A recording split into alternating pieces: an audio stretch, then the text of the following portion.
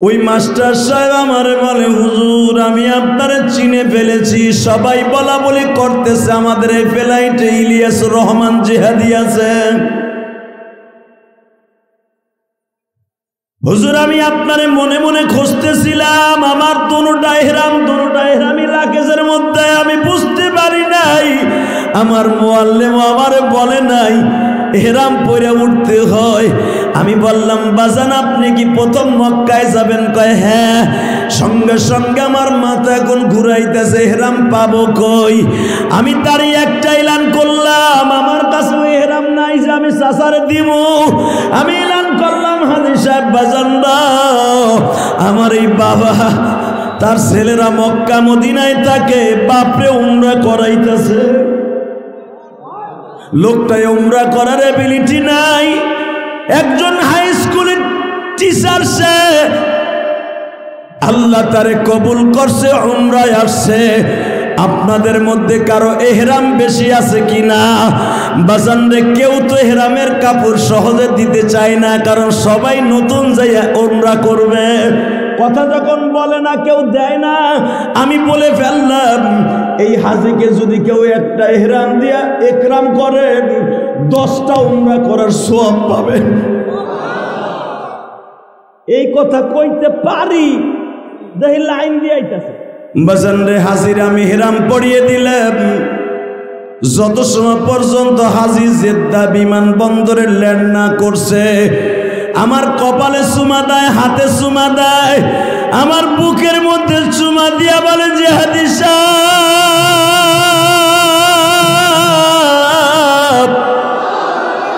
আর হয়তো জীবনে নাও আসতে পারি, কিন্তু আপনি না হইলে আমার উমরাটাই আজকে বাদ হয়ে যাইত।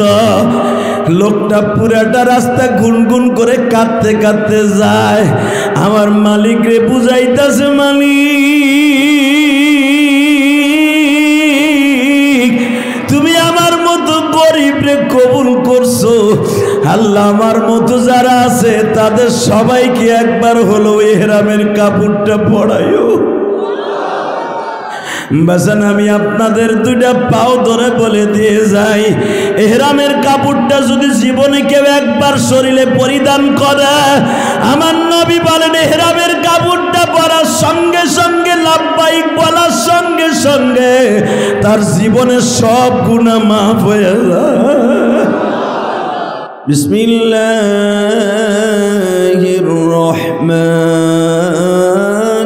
রহিম।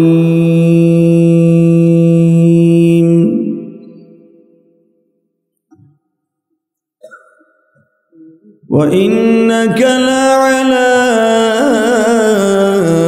خلق عظيم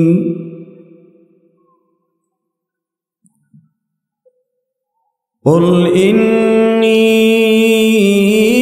رسول الله إليكم جميعا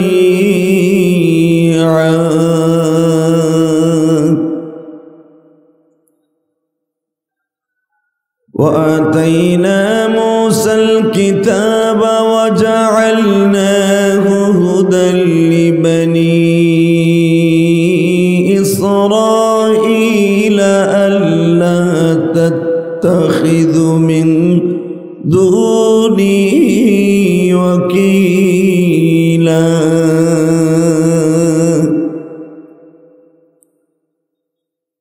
ذرية من حملنا مع نوح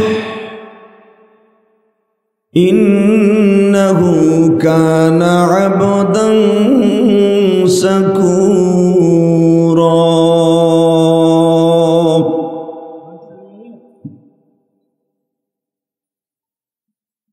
إن الله وملائكته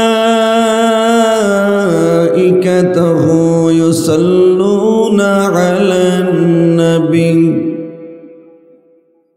يا أيها الذين آمنوا صلوا عليه وسلموا تسليما اللهم صل على محمد وعلى آل محمد كما صليت على إبراهيم وعلى آل إبراهيم إنك حميد مجيد নামাজ পড়লে কে খুশি হয়? মাইক ক্লিয়ার করে টন বেশ বারো একসাথে বলতে হবে। নামাজ পড়লে কে খুশি হয়? আল্লাহ নাম আস্তে নিয়েন, ওনার নাম এত জোরে নিবেন মনে হবে আপনার কাছে ওনার চাইতে বড় বান্ধব কেউ নেই। ঠিক না বেটি? আরো জোরে, আরো জোরে। এক চাষা চুপ করে বয়ে গেছে, মনে হয় পাথরের মূর্তি বয়ে গেছে। মুরব্বী মানুষ, কথা বলবেন কবে কবরে চলে যাবেন জানি না। কথা বলবেন মনে হবে একমাত্র আল্লাহই আমার বান্ধব, আর আমার কোনো বান্ধব নেই। পৃথিবীর 14টা কান্ট্রি আমি সফর করেছি, লন্ডন বলেন, আমেরিকা বলেন, তারপরে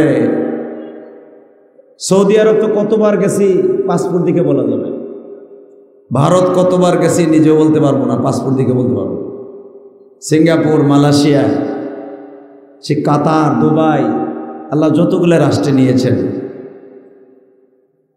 আমি দেখেছি একমাত্র মুসলমান ছাড়া আল্লাহকে আল্লাহ বলে কেউ ডাকে না। এই জন্যই আল্লাহ তো অনেক মোহাব্বত করে কোরআনে রাখতেছে, ইন্নাদ-দীনা ইনদাল্লাহিল ইসলাম। আমার কাছে চয়েসকৃত ধর্ম, দামি ধর্ম, মনোনীত ধর্ম ইসলাম ধর্ম। কথাটা কে বলেছেন? আরো জোরে বলেন, আরো জোরে। যারা দাঁড়িয়ে আছেন, খালি জায়গা আছে, বসলে বসেন, না বাইতে যান।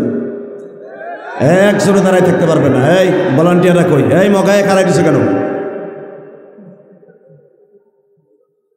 দাও, আর এক মগা পিছনে ব্যাক করছে। খালি জায়গায় যারা না বসবে আমি অত্যন্ত বেজার হব, কষ্ট পাবো, অতিথিরাও কষ্ট পাবে। যারা দাঁড়িয়ে আছেন আমি আপনাদের পায়ে হাত দিয়ে বলবো বসে পড়েন, পিছনে ব্যাক করেন না, কপাল পোড়া। এই ওয়াজ প্রতিদিন হবে না, কথা ঠিক না? ঠিক। আজকে যখন কপাল ভালো হয়ে গেছে, বসে পড়েন মুসাফিরদের সাথে, আল্লাহ আপনার কপালকে ভালো করে দিবেন। আল্লাহ কবুল করেন, জোরে না আমিন। আর জোরে বলেন আমিন। সমস্ত প্রশংসার মালিককে, এখানে আসার তৌফিক কে দিছেন, যাইবার তৌফিক কে দিবেন, সব কাজের শুরুতে কার নাম নিবেন?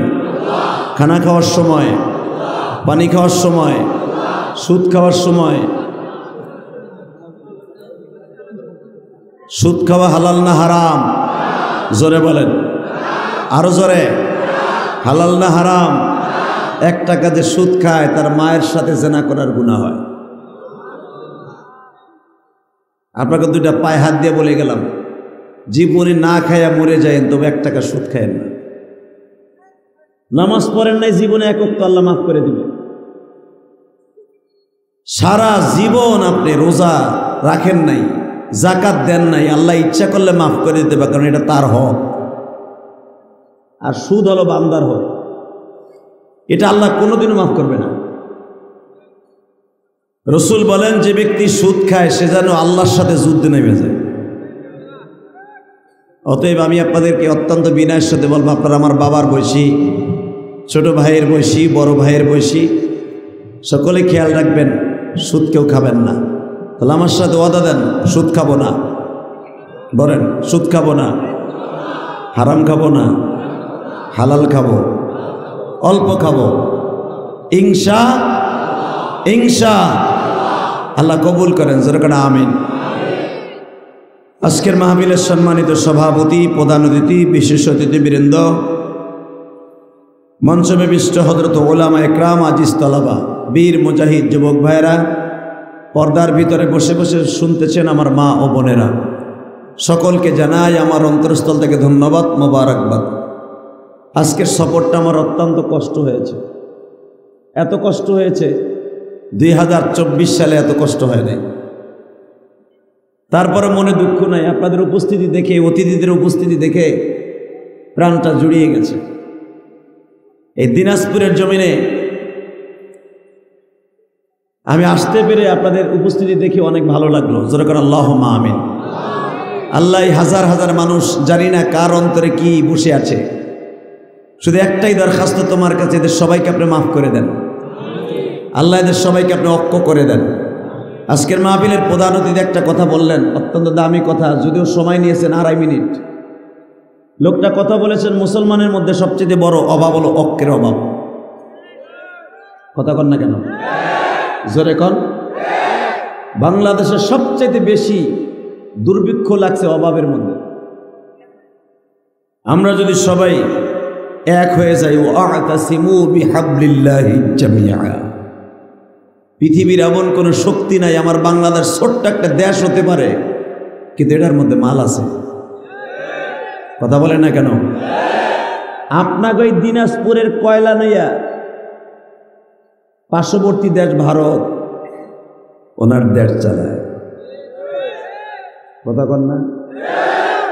আপনার দেশের কেরোসিন নিয়ে, ডিজেল নিয়ে পাশের দেশ মাতদারি দেখায়।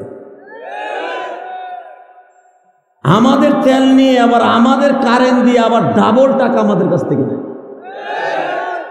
কিছুই জানেন না আপনারা, কি জানবেন, কইতে জানবেন, আস্তে আস্তে সব জানবেন। আলহামদুলিল্লাহ বলেন।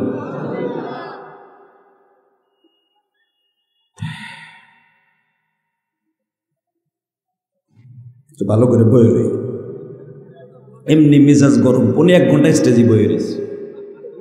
2024 সালে ইলিয়াস রহমান জয়াদি 10 মিনিট কোনো মাহফিলে স্টেজে বসে রয়েছে, এমন ইতিহাস আমার নাই।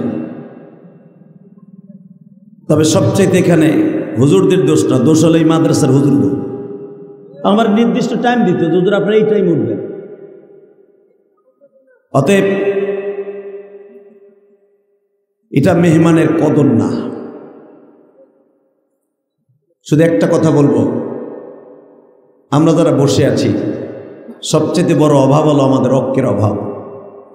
আল্লাহ যেন বাংলাদেশের সব মুসলমানকে এক করে দেয়। জোরকানা আমিন। আরো জোরে বলেন আমিন।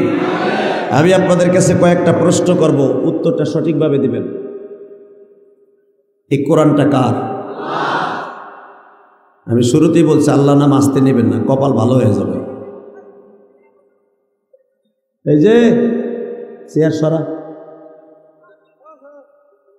এই চেয়ারগুলো সরা, প্রত্যেকটা চেয়ার সরা। ওরে মাত বারে,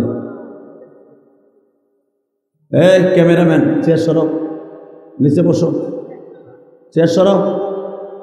আরে বেটা চেয়ার সরা। তোমার পিছনে যারা বয়ে রয়েছে তোমার বাপের সাথে বেশি বয়স।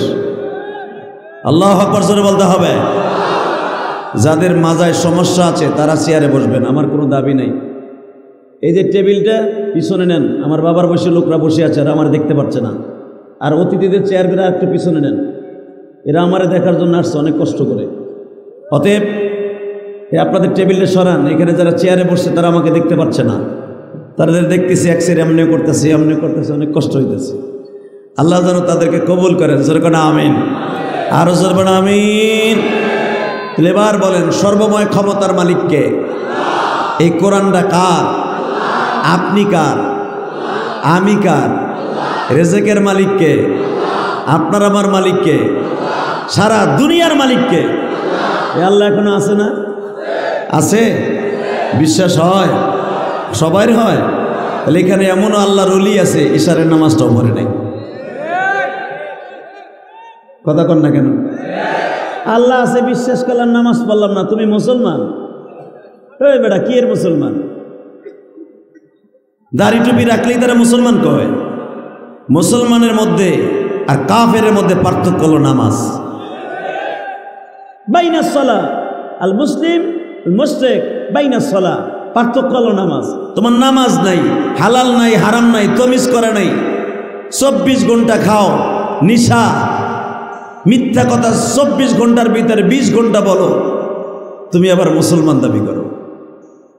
অতএব বলেন নামাজ আর ছেড়ে দেব না ইনশাআল্লাহ। বলেন নামাজ পড়ব ইনশাআল্লাহ। কে কে নামাজ পড়বেন দেখে আল্লাহকে হাত উঁচু করে দেখান তো কে কে নামাজ পড়বেন। উঠে রাখেন, বলে আল্লাহ জীবনে এক ওয়াক্ত নামাজ কামাই দিব না, ইনশা ইনশা। জানেন আপনি নামাজটা কত দামি? নামান হাত। যদি কোনো মানুষ এক ওয়াক্ত নামাজ সঠিকভাবে আদায় করে আল্লাহ তার কবরটাকে জান্নাতের টুকরা বানাই দিবে। জীবনে একটা ওয়াক্ত নামাজ যদি কবুল করাইতে পারে, আর এই নামাজটা দুনিয়ায় প্রতিষ্ঠা করতে যাইয়া পৃথিবীর সর্বশ্রেষ্ঠ মানুষ আমার কলিজার নবী, সবচেয়ে দামি মানুষ, এই নামাজ প্রতিষ্ঠা করতে যাইয়া বেঈমানের হাতে থাপ্পড় খেয়েছে। আল্লাহু আকবার জোরে বলতে পারলেন? যেই মানুষটার চরিত্রের গ্যারান্টি আল্লাহ এইভাবে দিছে, আমি এক একটা আয়াত তেলাওয়াত করব, আপনি আল্লাহু আকবার দিয়ে আমার আল্লাহরে খুশি করবেন। রেডি? ওয়া ইন্নাকা লাআলা খুলুকিন আযীম।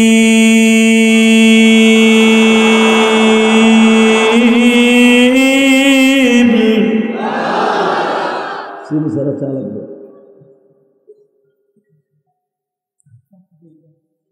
لقد كان لكم في رسول الله أسوة حسنة। الله أكبر الله أكبر। আরে ভাই, আমাদের দেশে বঙ্গবন্ধুর আদর্শের সৈনিক আছে না নাই? জিয়াউর রহমানের আদর্শের সৈনিক আছে না নাই? মওদুদী সাহেবের আদর্শের সৈনিক আছে না নাই? সরমনার পীর সাহেবের আদর্শের সৈনিক আছে না নাই? আছে না? ভালো করে ওয়াজ নিয়ে যাই আজকে সব আমরা এক একজনের আদর্শের সৈনিক আমরা লেখি বা বলি, কিন্তু আল্লাহ কোরআনে কয় একজনের আদর্শে আদর্শবান হতে হবে। আমি কই নাই, কোরআনে কইছে। সংবিধান তো আমরা তৈরি করছি, ওই সংবিধানের দাম চাইরা না, আল্লাহর কাছে দাম নাই। আল্লাহ যে সংবিধান তৈরি করছে ওইটাই সবচেয়ে দামি, ঠিক না বেঠিক? দেখেন আল্লাহ কোরআনে কি বলে, আমি আয়াতখানা আবার পড়ব। লাকাদ কানা লাকুম ফি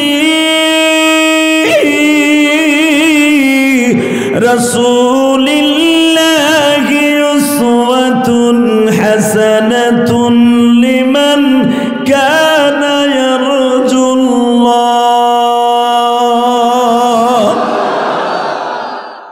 কথাটা কে বলেছে? তোমার গোটা জিন্দেগি হ্যাঁ ইকুয়াপ থাকবে মাইকেলা, ইকুয়াপ। তোমার গোটা জিন্দেগি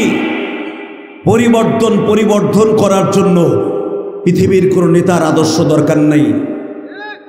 উসওয়াতুন হাসানা, তোমার নবীর উত্তম আদর্শই তোমার জন্য যথেষ্ট। কথাটা কে বলেছে? আমি বলেছি।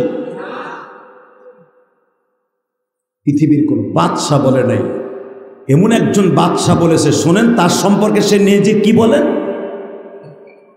তাবারাকাল্লাযী বিয়াদিহিল মুলক ওয়া হুয়া আলা কুল্লি শাইইন কাদির। তোর হাতে একটা সাইনবোর্ড পাইয়া, টেম্পির টিকিট পাইয়া, তোর হাতের একটা আওয়ামী লীগের বিএমপির একটা সাইনবোর্ড পাইয়া, টিকিট পাইয়া ধরারে সরা মনে করস বান্দা।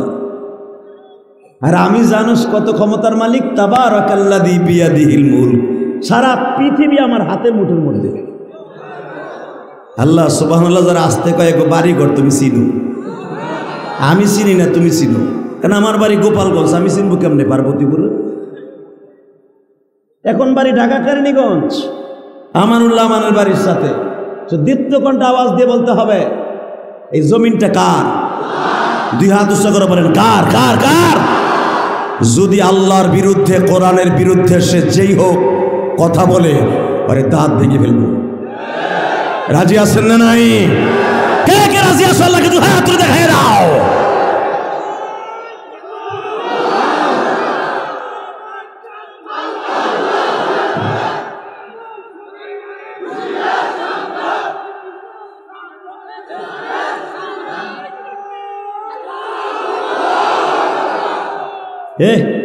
তুমি বইয়া বইরে দিলা কাসান্তু দে, দাঁড়াও তো, মাজাটা টান করো না, দেখি না, মাজাটা খাড়া করে ওমরের মধ্যে একটা তাকবীর দাও, দেখি কে হতেছে। জোরে মারো, জোরে তাকবীর।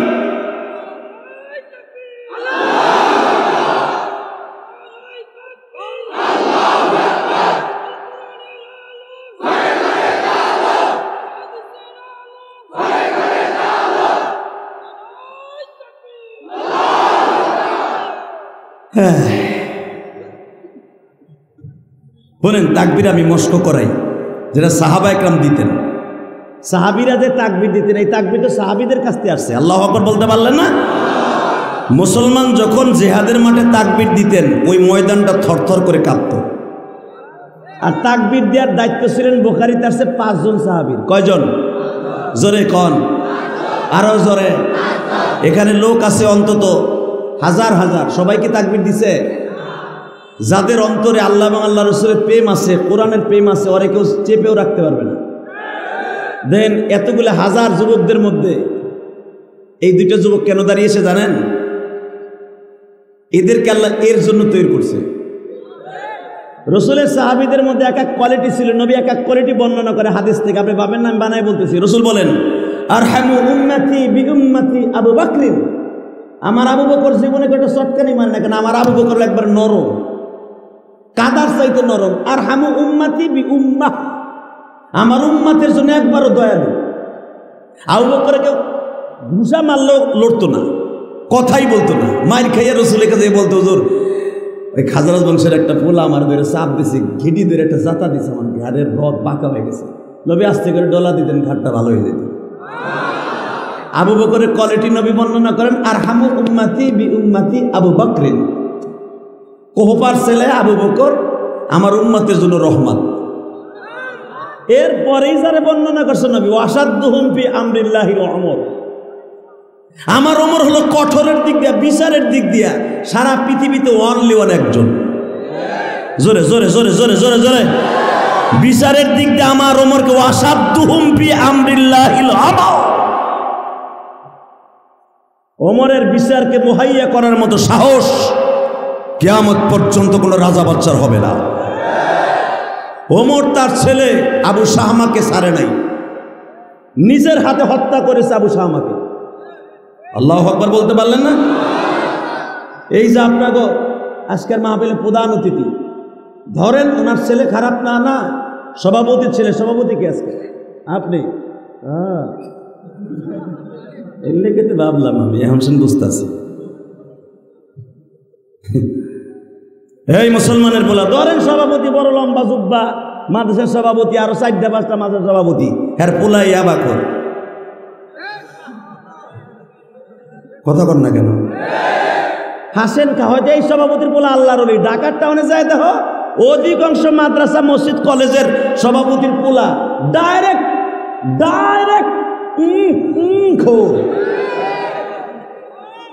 বেটা। ঢাকা 20 বছর, আজকে না। হতে পারি গোপালগঞ্জের জন্ম, কিন্তু সব শেষ করছি ঢাকায়। আল্লাহু আকবার বলতে পারলেন না?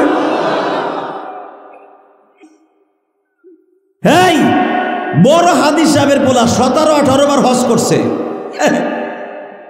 পোলা রাত্রে মাগরিবের নামাজটা পড়েই এই টান না দিলে তারপরে পিনি কি হয় না, পিনি করে না, পিনি। নাউজুবিল্লাহ বলতে পারলেন না? আপনারা গ্রামের মানুষ ভালো আছেন, আপনারা আগে জান্নাতে যাবেন। আমার রসুল বলেন, ওই বাবা সবচাইতে বড় জান্নাতি যার সন্তান কোনোদিনও খারাপ হয় না। আল্লাহ কোরআনে কি বলে শোনেন, ইয়া আইয়ুহাল্লাযীনা আমানু লা তুলহিকুম আমওয়ালুকুম ওয়ালা আওলাদুকুম আন যিকরিল্লাহ। এখানে অন্য কোনো কথা কয় নাই, ছেলের কথার মালের কথা কইছে আল্লাহ কোরআনে। তোমারে শেষ করে দিবে, আমি আল্লাহর থেকে দূরে সরাই ফেলবে তোমার মাল আর তোমার ছেলে মেয়ে। আল্লাহু আকবার জোরে বলতে পারলেন না? এই যে সভাপতি ব্যবসা করে, বাণিজ্য করে, প্রধান অতিথি, ছেলে মেয়েকে সুখী রাখার জন্য। মারহাবা বলেন। আমার বড় ছেলে আল আজহার বিশ্ববিদ্যালয়ে পড়ে মিশরে, আজকে রাত্রে আসতেছে বাংলাদেশে। আমারে ফোন দিছে, আব্বু আমি আজকে আসতেছি, মুসল্লিদের কাছে আমার একটু দোয়া করেন। ফেরাউনের বাড়ি যেখানে ছিল এর পাশে ওর বাড়ি, মানে যে বাড়িতে ভাড়া থাকে। আলহামদুলিল্লাহ বলেন। কাব্বা ডেইলি শয়তানের বাড়ি আমরা যাই। আল্লাহ, মনটা খারাপ, আমার মনটা খারাপ আজকে। কে বুঝলেন না? আমাদের একটা মিনিটের দাম অনেক। আপনি এখানে বসে আমার কদর বুঝবেন না তো? আপনি তো ভাবছেন আপনি আমার টাকা দিয়ে আনছেন, কিন্তু আপনি জানেন আমাদের কত কষ্টের বিনিময়ে মাহফিলে উপস্থিত হতে হয়। আলহামদুলিল্লাহ বললেন না? আল্লাহু আকবার জোরে বলতে হবে। আমার মামলার তারিখ ছিল সেই চট্টগ্রাম, আজকে সেখান থেকে আসছে ঢাকায়, ঢাকার থেকে আসছে এখানে। আপনি কি বুঝবেন আমার দরদ? শুধু একটা কথা বলতে চাই, এই কোরআনটা কার? আরো জোরে। এই আল্লাহকে সাক্ষী রেখে বলছে পৃথিবীর কাউকে ভয় করবেন না। ফালা তাখশাউন নাস ইখশাউনি। আপনি যদি আল্লাহকে ভয় করেন, কসম আল্লাহ, পৃথিবীর কোনো মানুষকে ভয় না পান, আপনি জান্নাতি জান্নাতি। আল্লাহ নিজে কোরআনে বলে ফালা তাখশাউন নাস, পৃথিবীর কাউরে ভয় করবি না, ইখশাউনি, আমারে করবি। আর আমরা ভয় পাই রব রে না র্যাব রে। কথা কর না কেন? এই যে বিএমপিএল আর এখন মাইক্রোফোন হাতে নিয়ে কথা বলতেছে, 15 বছর মাইক্রোফোন তো দূরের কথা, ওই সিপার মধ্যে খাড়া এখানে ওয়াজ শুনে গেছে।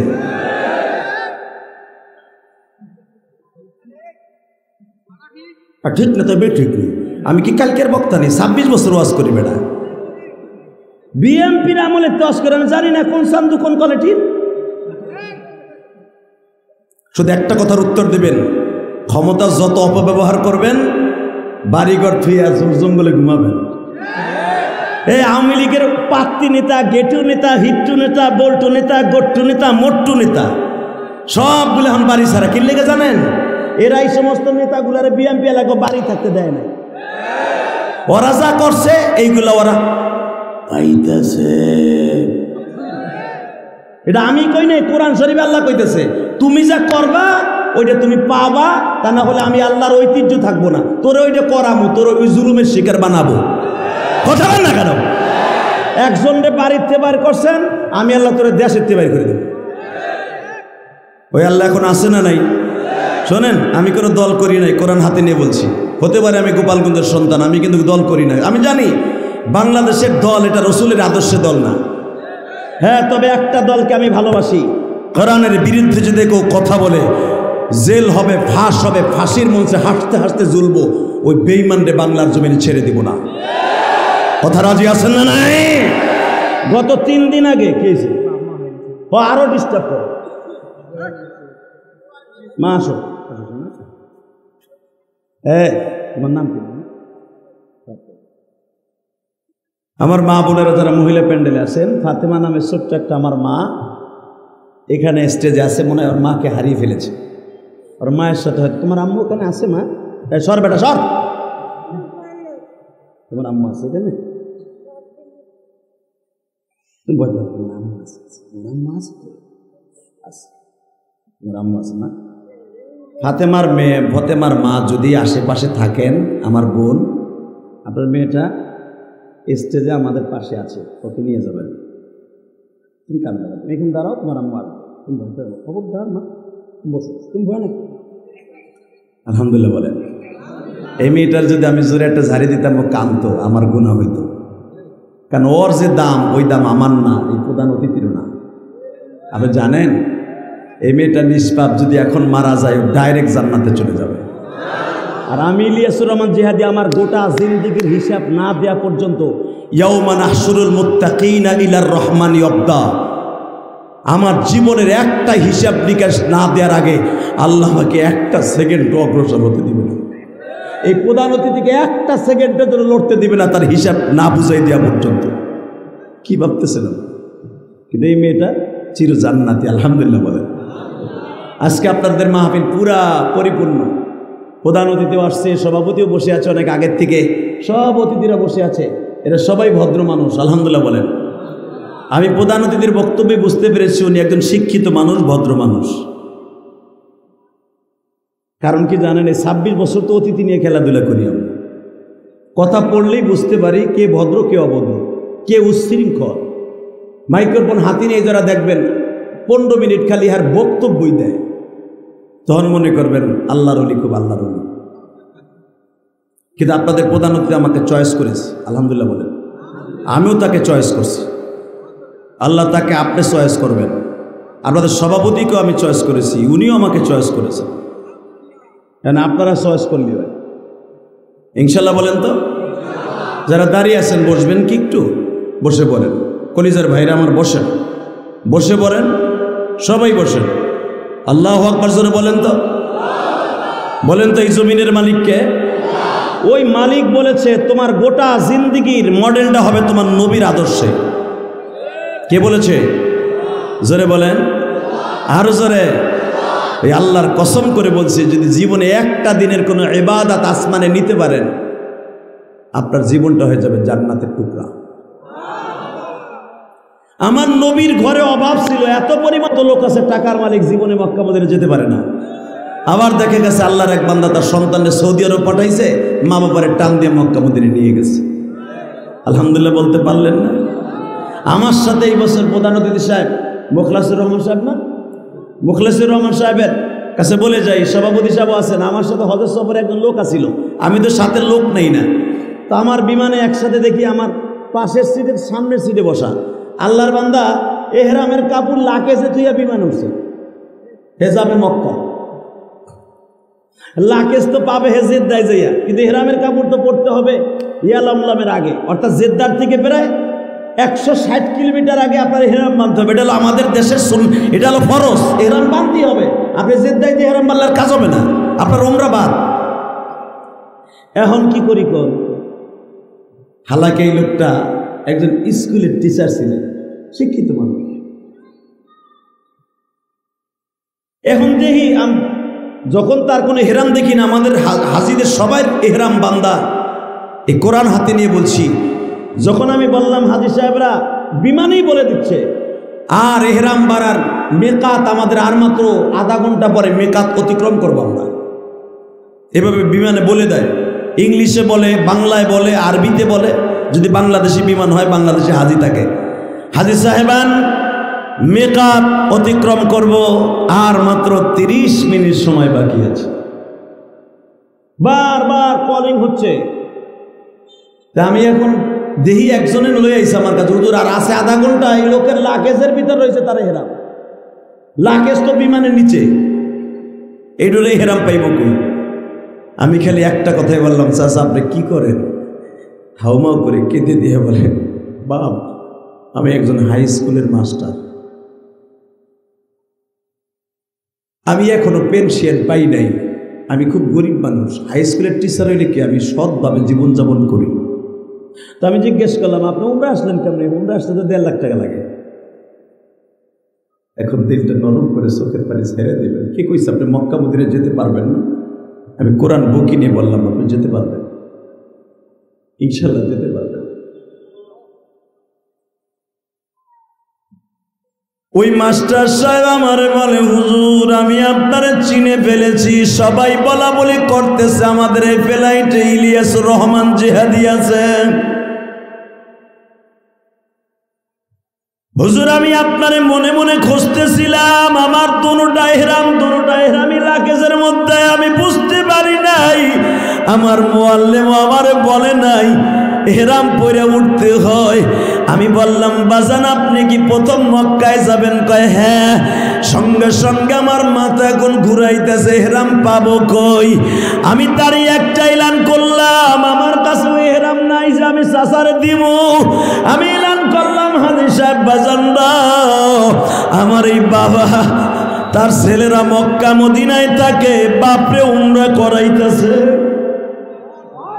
লোকটাই উমরা করার এবিলিটি নাই, একজন হাই স্কুলের টিচার, সে আল্লাহ তারে কবুল করছে, উমরায় আসছে। আপনাদের মধ্যে কারো এহরাম বেশি আছে কিনা? বাজান রে, কেউ তো এহরামের কাপড় সহজে দিতে চায় না, কারণ সবাই নতুন যাইয়া উমরা করবে। কথা যখন বলে না, কেউ দেয় না, আমি বলে ফেললাম, এই হাজিকে যদি কেউ একটা এহরাম দিয়া একরাম করে, 10টা উমরা করার সওয়াব পাবেন।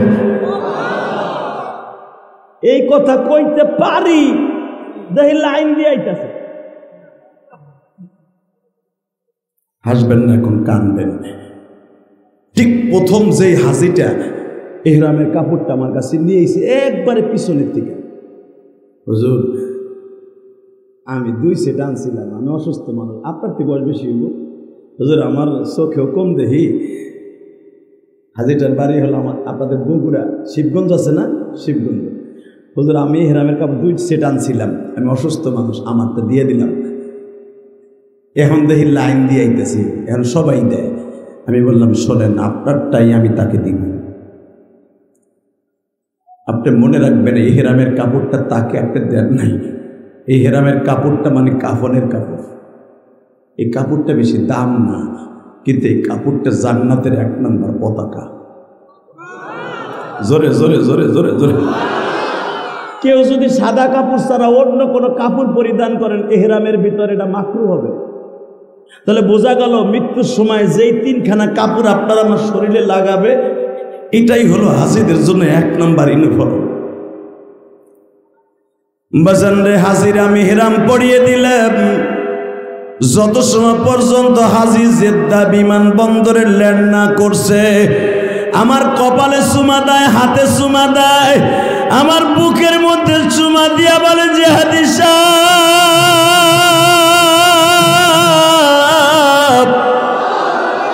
আর হয়তো জীবনে নাও আসতে পারি, কিন্তু আপনি না হইলে আমার উমরাটাই আজকে বাদ হয়ে যাইত। লোকটা পুরাটা রাস্তা গুনগুন করে কাঁদতে কাঁদতে যায়, আমার মালিক রে বুঝাইতেছে, মালিক তুমি আমার মতো গরিব রে কবুল করছো, আল্লাহ আমার মতো যারা আছে তাদের সবাইকে একবার হলো ইহরামের কাপড়টা পরাইও। বাসান আমি আপনাদের 2টা পাও ধরে বলে দিয়ে যাই, ইহরামের কাপড়টা যদি জীবনে কেউ একবার শরীরে পরিধান করে, আমার নবী বলেন ইহরামের কাপড়টা পরার সঙ্গে সঙ্গে লাব্বাইক বলার সঙ্গে সঙ্গে তার জীবনের সব গুনাহ মাফ হয়ে যায়। আল্লাহ তোমার নবীর পাশে একবার যাওয়ার তৌফিক দান করো। জোরে কোন আমিন। ঠিক আমার নবী এক এক সাহাবীর কোয়ালিটি বর্ণনা করছে, এবার আওয়াজ দিয়েন, ওয়া আসাদুহুম বি আমরিল্লাহিল ওমর। আমার ওমর ছিল বিচারের দিক দিয়ে পৃথিবীর শ্রেষ্ঠ। ও হায়ান উসমান, আমার উসমান ছিল 14 বছরের কুমারী মেয়ের মতো লজ্জাশীল। এরপরে আসেন ওয়া আখদাহুম আলী, ওয়া আখদাহুম আলী, আমার আলী ছিল আসাদুহুম আসাদুল্লাহি ওয়া আসাদ রসুলি, আমার আলী হলো আমার বাপ, আমার আল্লাহর বাপ। আল্লাহু আকবার জোরে বলেন তো। তো 5 জন সাহাবী তাকবীরের ধ্বনি দিতেন। কয়জন? এটাই বুঝাবার জন্য এত কথা বললাম। তার ভিতরে প্রথম তাকবীর দিতেন হযরত আলী। এই আওয়াজে হইল না, আমি আবার বলছি। দ্বিতীয় নম্বরে তাকবীর দিতেন হযরত তালহা ইবনে জুবায়ের। তালহা ইবনে জুবায়েরের গলায় আল্লাহ এত আওয়াজ দিয়েছিলেন, উনি যদি আওয়াজ দিতেন 1 লক্ষ মানুষ থাকলে সবাই একরকম শুনতেন। তৃতীয় নম্বরে তাকবীর দিতেন হযরত ওমর। হযরত ওমরের তাকবীরের খবর আপনারা জানেন। খায়বারের যুদ্ধে যখন আমার নবী একাধারে 19 দিন পর্যন্ত যুদ্ধ করে, 19 দিন পর্যন্ত যুদ্ধের ফলাফল কোনো কিছু আসে না। বেঈমানগুলা যুদ্ধের মাঠে নামে, আধা ঘন্টা মাঠে থেকে ডাল সরকি নিয়ে আবার কামুজ দুর্গটা লাগাই দিয়া বয়ে থাকে। নাউজুবিল্লাহ বলেন না। মুসলমান যুদ্ধের মাঠ থেকে ঘুরে ফিরে চলে আসে, যুদ্ধ আর হয় না। বিশ্বনবী দীপ্ত কণ্ঠে বলে দিলেন, আগামীকালকে আমি একজন সেনা প্রধান নিযুক্ত করব, যেই সেনা প্রধান ওদের কামুজ দুর্গকে ভেঙে হলেও বিজয় ছিনে আনবে। আল্লাহু আকবার জোরে বলেন তো দেখি। আমার বিশ্বনবী বললেন, আগামীকালকে সকালবেলা ফজরের পরে আমি একজন সেনা প্রধান নিযুক্ত করব। এই সেনা প্রধান কে হবে আমি নিযুক্ত করলাম না, আমি সকালে করব, তোমরা সবাই রেডি থেকে কাপড় চোপড় পরে। এবার আওয়াজ দিয়ে আপনার জীবনে এই মাঠে কোনোদিন এত জোর আওয়াজ দেন নাই।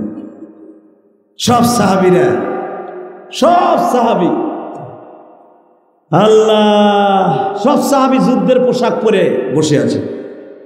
নবী কাকে সেনা প্রধান বানিয়ে দেয় দেখা যাক। ফজরের নামাজের পরে নবী বললেন, কে কে রেডি আছো? হযরত ওমর বলে, ইয়া রাসূলুল্লাহ, আমি খাত্তাবের বলা রেডি। আল্লাহু আকবার বলেন। ওসমান গনি বলে, ইয়া রাসূলুল্লাহ, আমি তো জীবনে কোনো যুদ্ধের সেনা প্রধান হতে পারি নাই, আমি আজকে পাক্কা পাক্কি নিয়ে আমি আজকে হম। হযরত আবু বকর বলে, আমারে খালি সারা জীবন আপনারা ডাবাইয়ে রাখলেন, খালি কোন আর হাম উম্মতি বি উম্মতি আবু বকরিন, আমার আবু বকর মারি করতে পারে না, ও উম্মতের রহম, আমি আজকে সেনা প্রধান হব। সুবহানাল্লাহ, জোরে কোন। হযরত আলী বলে, ইয়া রাসূলুল্লাহ, আমার শরীরটা অসুস্থ, কিন্তু আপনি যদি আমাকে বলতেন আমিও রেডি ছিলাম। এই কথা বলে আলী তাঁবুর মধ্যে যে চাদর একটা গায়ে দিয়ে ঘুমিয়ে পড়েছে। হে কলিজার টুকরা যুবক ভাইয়েরা, এবার আওয়াজ দিয়েন, কে বলেছে আল্লাহ আপনাকে মাফ করবে না?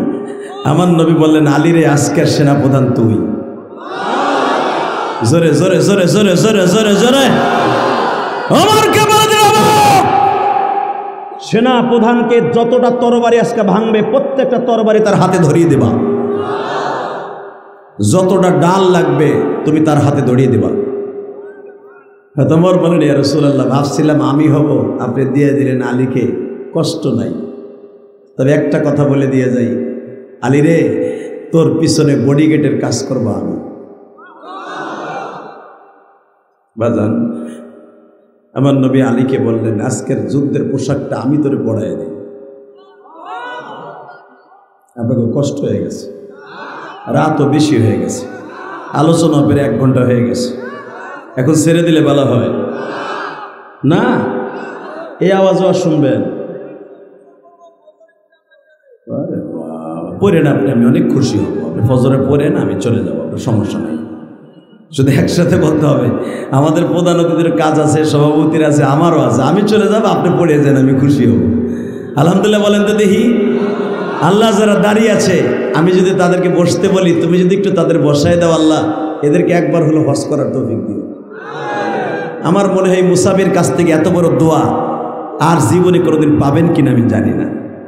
আল্লাহ যারা বসে পড়বে, একবার হলো তাদের মক্কা মদিনা নিয়ে যাবো, ওই খায়বারের মাঠটা দেখার সুযোগ দান করবা। আল্লাহুম্মা আমিন, জোরে বলেন তো। আল্লাহ যারাই বসবে তাদের মা বাবাকে জীবনে একবার হলো মক্কা মদিনায় যাওয়ার তৌফিক দান করবা। এবং মাহফিলের মাঝখানে একটু করে ফাঁকা জায়গা আছে, যারা এই ফাঁকা জায়গাটা ফিল আপ করে দিবে, আল্লাহ প্রধান অতিথিকে নিয়ে সভাপতিকে দোয়া করলাম, জীবনে একবার হলো নবীর রওজায় সালাম দেওয়ার তৌফিক দান করবা। আল্লাহ সবাইকে কবুল করেন, জোরে করে আমিন। আর জোরে বলেন আমিন। তাহলে এবার আমার দিকে তাকান, সর্বময় ক্ষমতার মালিককে। হযরত আলী যুদ্ধের পোশাক পরলেন। আমার নবী বললেন, আলী রে, আমার মন বলতেছে খায়বারের মাঠটা বুঝি আজকে তাকবীরের ধ্বনিতে কাঁপবে। হযরত ওমর বললেন, আমার জীবনে বদরে আমি তাকবীর দিছি, বেঈমানগুলা পায়খানা করে দিছে। আমি বলি নাই, কোরআন শরীফে বলে, কি শোনেন? ওয়া ইস্তাস্তাগীসুনা রাব্বাকুম ফাস্তাজাবা লাকুম আন্নী মুমিদ্দুকুম বিআলফিম মিনাল মালাইকাতি মুরদিফিন।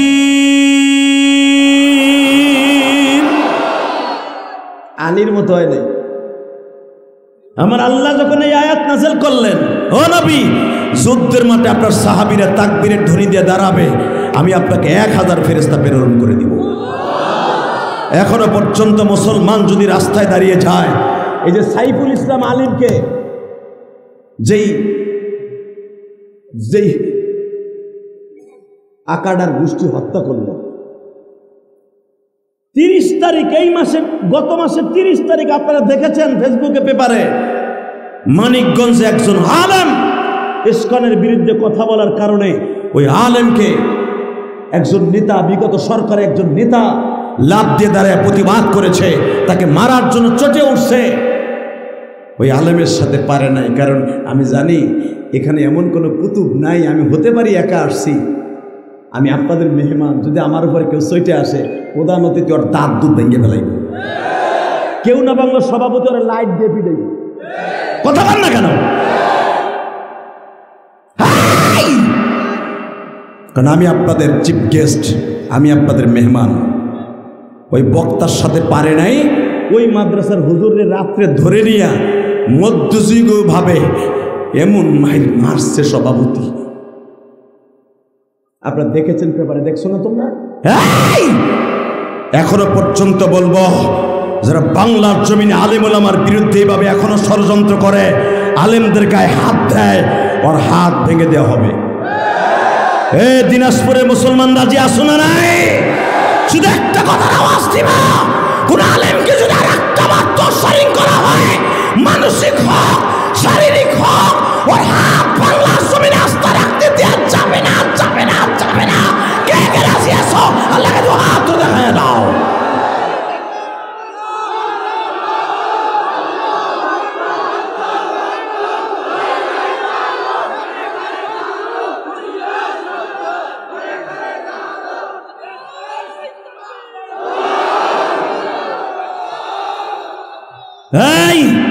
আপনাদের প্রধান অতিথি একটা বক্তব্যে কথা বলেছে, এতদিন ঠিক মতো কথা বলতে পারেন নাই, ওয়াজের পারমিশন আনতে গেলে ডিসি অফিসে এসপি অফিসে দৌড়তে দৌড়তে যান শেষ। কথাটা কিন্তু 100% সত্য। ডক্টর ইউনূস সাহেবকে ধন্যবাদ জানাই অন্তরস্থল থেকে। উনি ক্ষমতার মস্তদে বসার সাথে সাথে বলেছেন ধর্ম সমাবেশ করার জন্য। শুধু তাই না, আজকে যখন আমি বিমানবন্দরে নামছি, প্রধান অতিথি সাহেব, আর্মিরা তো এখন বিমানবন্দরে থাকে, আর্মিদের সোলজার আমারে বলতেছে, এডুকেশনাল অফিসার বলতেছে, জানি ভাই আমি আপনার অনেক বক্তা, আপনার মায়ের ওয়াজ করেন, আমার খুব ভালো লাগে। কত এখন তো আপনার বাংলাদেশের প্রফেশনাল 5 জন বক্তার ভিতরে একজন, বলেন তো এখন কেমন লাগে? আর্মি আমারে বলতেছে, এই কোরআন ধরে বলছে, আল্লাহর কসম। আর্মি এডুকেশনাল অফিসার আমাকে বলতেছে, বলেন তো এখন আপনি ওয়াজ করেন, কোনো ভয় আছে? আমি বললাম ভাই ভয় আছে না, আপনি ভালো জানেন। আমরাও চাই আপনারা বুক ফুলাইয়া কোরআনের কথাগুলো বলেন। বুকটা ভরে গেল, বিশ্বাস করেন, কোরআন হাতে নিয়ে বলছে, বুকটা ভরে গেল আর্মি অফিসারের কথাটা শুনে।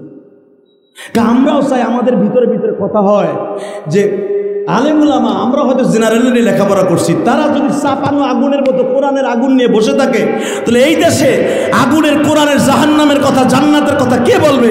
জিহাদের কথা কে বলবে? আপনারা যে এখন ওপেনলি বলতে পারতেছেন, এখন কেমন লাগে? আমি বললাম আলহামদুলিল্লাহ, সুম্মা আলহামদুলিল্লাহ, সুম্মা আলহামদুলিল্লাহ। আপনাকে ওয়াজে আসার সময় এ আজকের ঘটনা, আপনাকে সৈয়দপুর বিমানবন্দর আলহামদুলিল্লাহ বলতে পারলেন না? কষ্ট হইতেছে? আর মাত্র 10 মিনিট কথা বলবো। 10 মিনিট। কয়টা বন্ধু চলবো? 12টা। তবে একটা শর্ত আমি করব, যে উঠবে আর লুঙ্গি টেনে ধরবেন, সে যেই হোক, পায়জামানার লুঙ্গি টেনে ধরবেন। কিন্তু আমার বাবার বয়সের লোক হলে চাচা যাইতেছে কিছু কবেন না, কারণ আমার চাচা খুব অসুস্থ মানুষ, আলহামদুলিল্লাহ বলেন।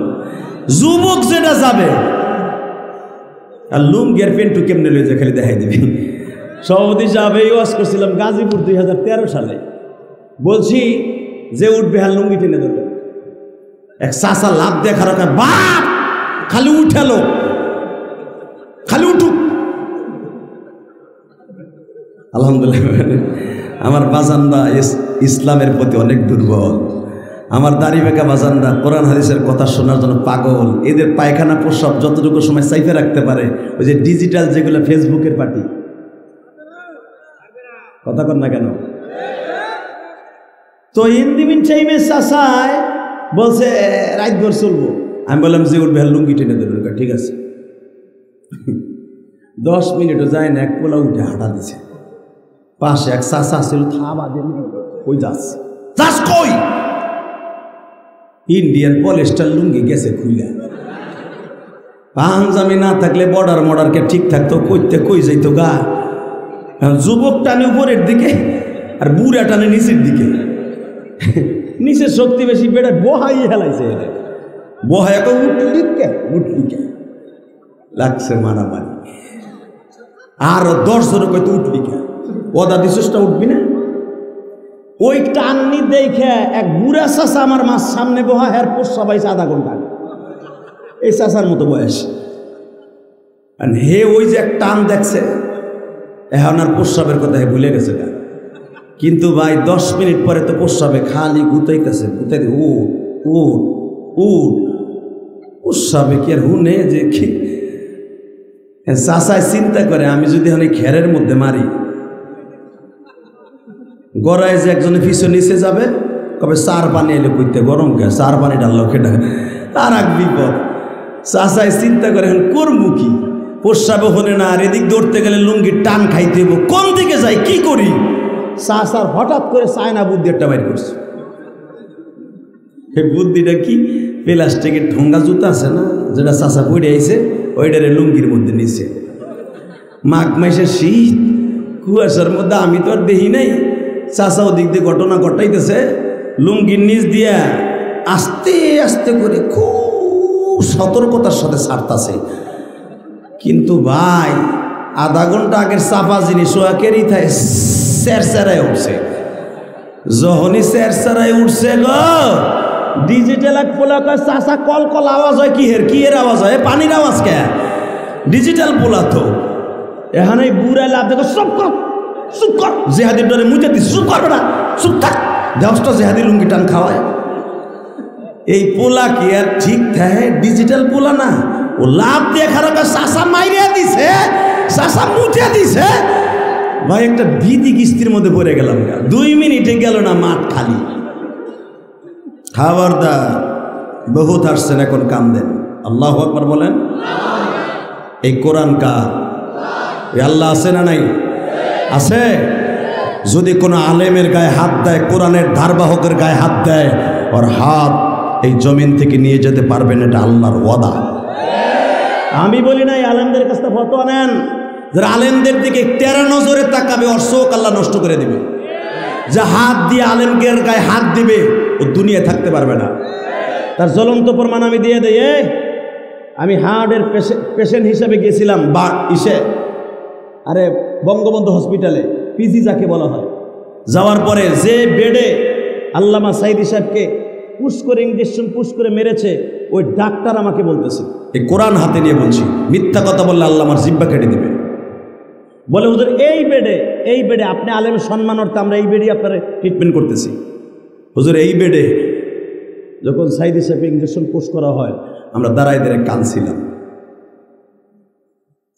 তার 13 মিনিট পরে সাইদি সাহেব এই দুনিয়ার থেকে চলে যায়। শুধু আপনাদের একটা কথা বলবো, একজন কোরআনের পাখি লুকান্তরে 1000 কোরআনের পাখি ঘরে ঘরে। কষ্ট হইতেছে? অজ্ঞামী তারপর ওয়াজ করুন। শুধু একটা জিনিস মনে রাখবেন, যেই হাত দিয়ে একদিন আলেমের গায়ে হাত দিবেন, ওই হাত আপনি নিয়ে যেতে পারবেন না। যেই হাত দিয়ে আলেমকে একদিন টর্চারিং করবেন, সে আপনি যে প্রশাসনের লোক হন, এই হাত আপনি এই দুনিয়া থেকে নিয়ে যেতে পারবেন না। আমি বলি নাই, আমার বিশ্বনবী বলেছে। তাকান এদিকে, আলী যা। আমি আব্দুল্লাহর পোলা তাকে অর্ডার দিলাম, পুরা খায়বারের মাঠটা মনে হবে আজকে থরথর করে কাঁপবে। এবার আমি দেখা যাবে দিনাজপুরের এই জায়গার নাম কি, হরিপুর নাকি হরিরামপুর, মৌলভী বাজার না, মৌলভী বাজারে বলি, হরিরামপুর এটা কেমন হয়ে গেল? আল্লাহ, মৌলভী বাজার হাফেজদের বাজার। আলহামদুলিল্লাহ বলেন। আমার আগে শাইখুল ইসলাম শাইখুল হাদিস বলে গেলেন হাফেজের বাজার, মৌলভী বাজার। তবে মৌলভী বাজার যখন বোঝা গেল এখানে আলেম উলামা কোনো একদিন ছিল, কোনো বুজুর্গ হয়তো ছিল কোনো এক সময়। হ্যাঁ, আরে ওইছে, আমরাই তো কইতেছি। আল্লাহ, তাকান এদিকে। তো আমার বিশ্বনবী বললেন, আলী রে, তোর হুঙ্কারে আজকে খায়বারের মাঠটা কাঁপবে। ঠিক আলী যেখানে দাঁড়িয়ে, রসুলের কলিজার টুকরা সাহাবী যেখানে দাঁড়িয়ে ডাল ধরেছিলেন, আমি গুনাহগার ওই জায়গাটা 10 থেকে 15 বার আল্লাহ আমাকে নিয়েছেন। আমি মক্কা মদিনার সবচেয়ে বেশি কান্দি কয়েকটা জায়গায় গেলে, তার ভিতরে খায়বারের মাঠ একটা। যে মুসলমানকে আল্লাহ কত শক্তি দিছে, মুসলমানকে আল্লাহ কত কোয়ালিটি দিছে, মুসলমানের গায়ে আল্লাহ কত শক্তি দিছে। এখনো পর্যন্ত যদি মুসলমান মাঠে নামে, আল্লাহ তাকে সাহায্য করবে। ঠিক না বে ঠিক? জোরে কর, আরো জোরে। তা না হলে শাহজালাল ইয়ামানি আমার এই বাংলাদেশে কোনো সাহাবী আছে নাই, বাংলাদেশে কোনো নবী আসে নাই, বাংলার জমিনে কোনো পয়গম্বর আসে নাই, বাংলার জমিনে ওলিদের দ্বারা এই দেশে ইসলাম কায়েম হয়েছে।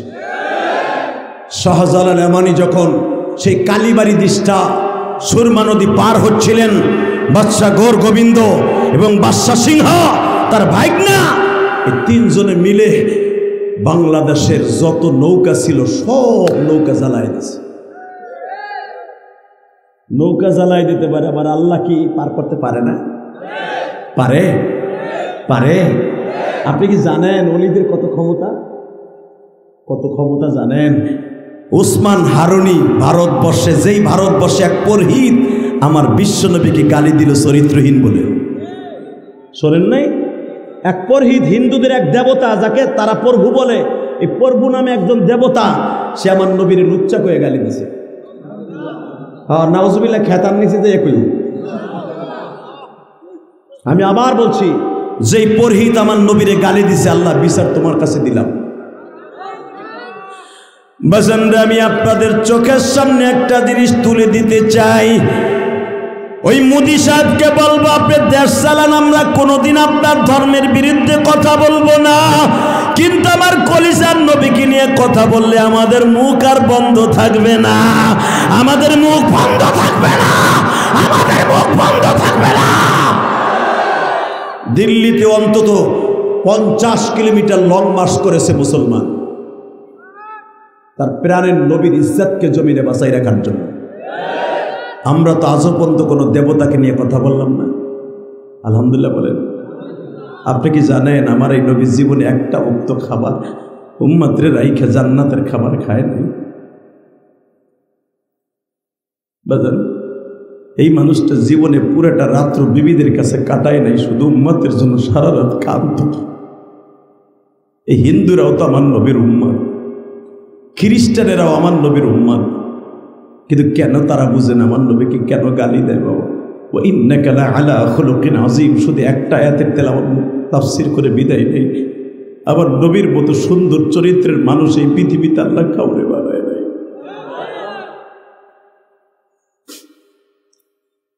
আপনি ভুলে যায় না মোদি সাহেব, আপনার বাড়ি যেখানে, এর থেকে কয়েকশো কিলোমিটার দূরেই বাড়ি ছিল উসমান হারুনি। আল্লাহু আকবার জোরে বলেন। এর পাশাপাশি বাড়ি ছিল মঈনুদ্দিন চিশতি, যেই মঈনুদ্দিন চিশতি উসমান হারুনির ছাত্র। উসমান হারুনিকে বলা হলো,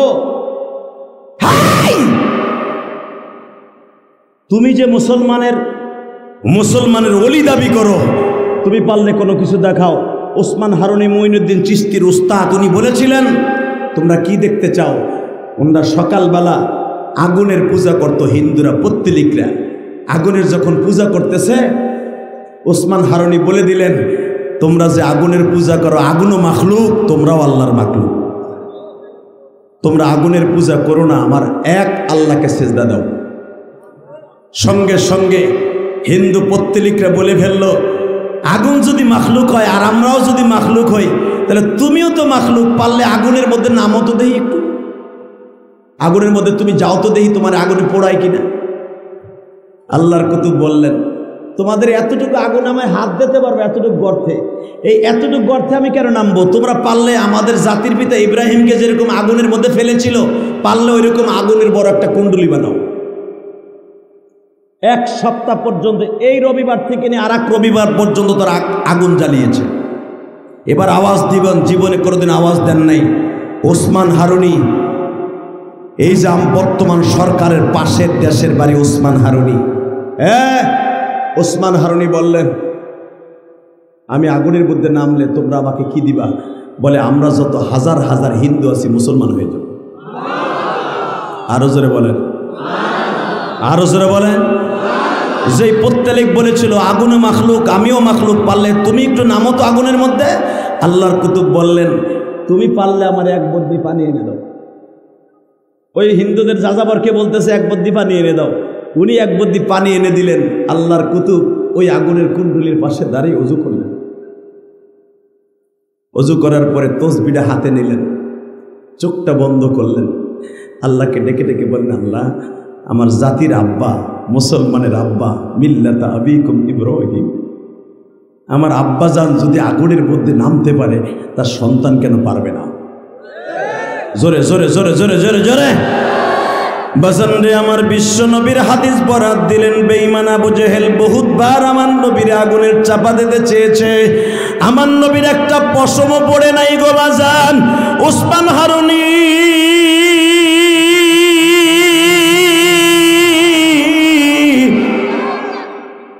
আগুনের পাশে দাঁড়িয়ে তসবিটা গুনতে গুনতে গুনতে, তসবি জপতে জপতে আগুনের মধ্যে ঝাঁপ দিলেন।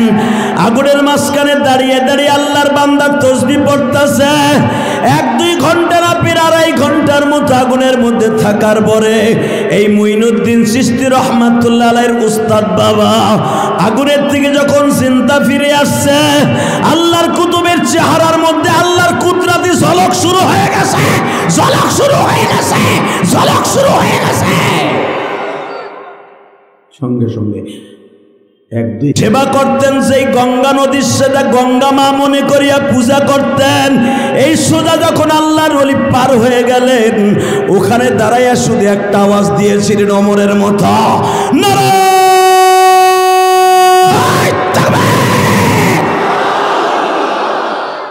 আপনারা জানেন ইতিহাস, বাদশা গোর গোবিন্দ প্রত্যেকটা বিল্ডিংয়ের বাসভবনের ইটাগুলা লড়ে চলে গিয়েছিল।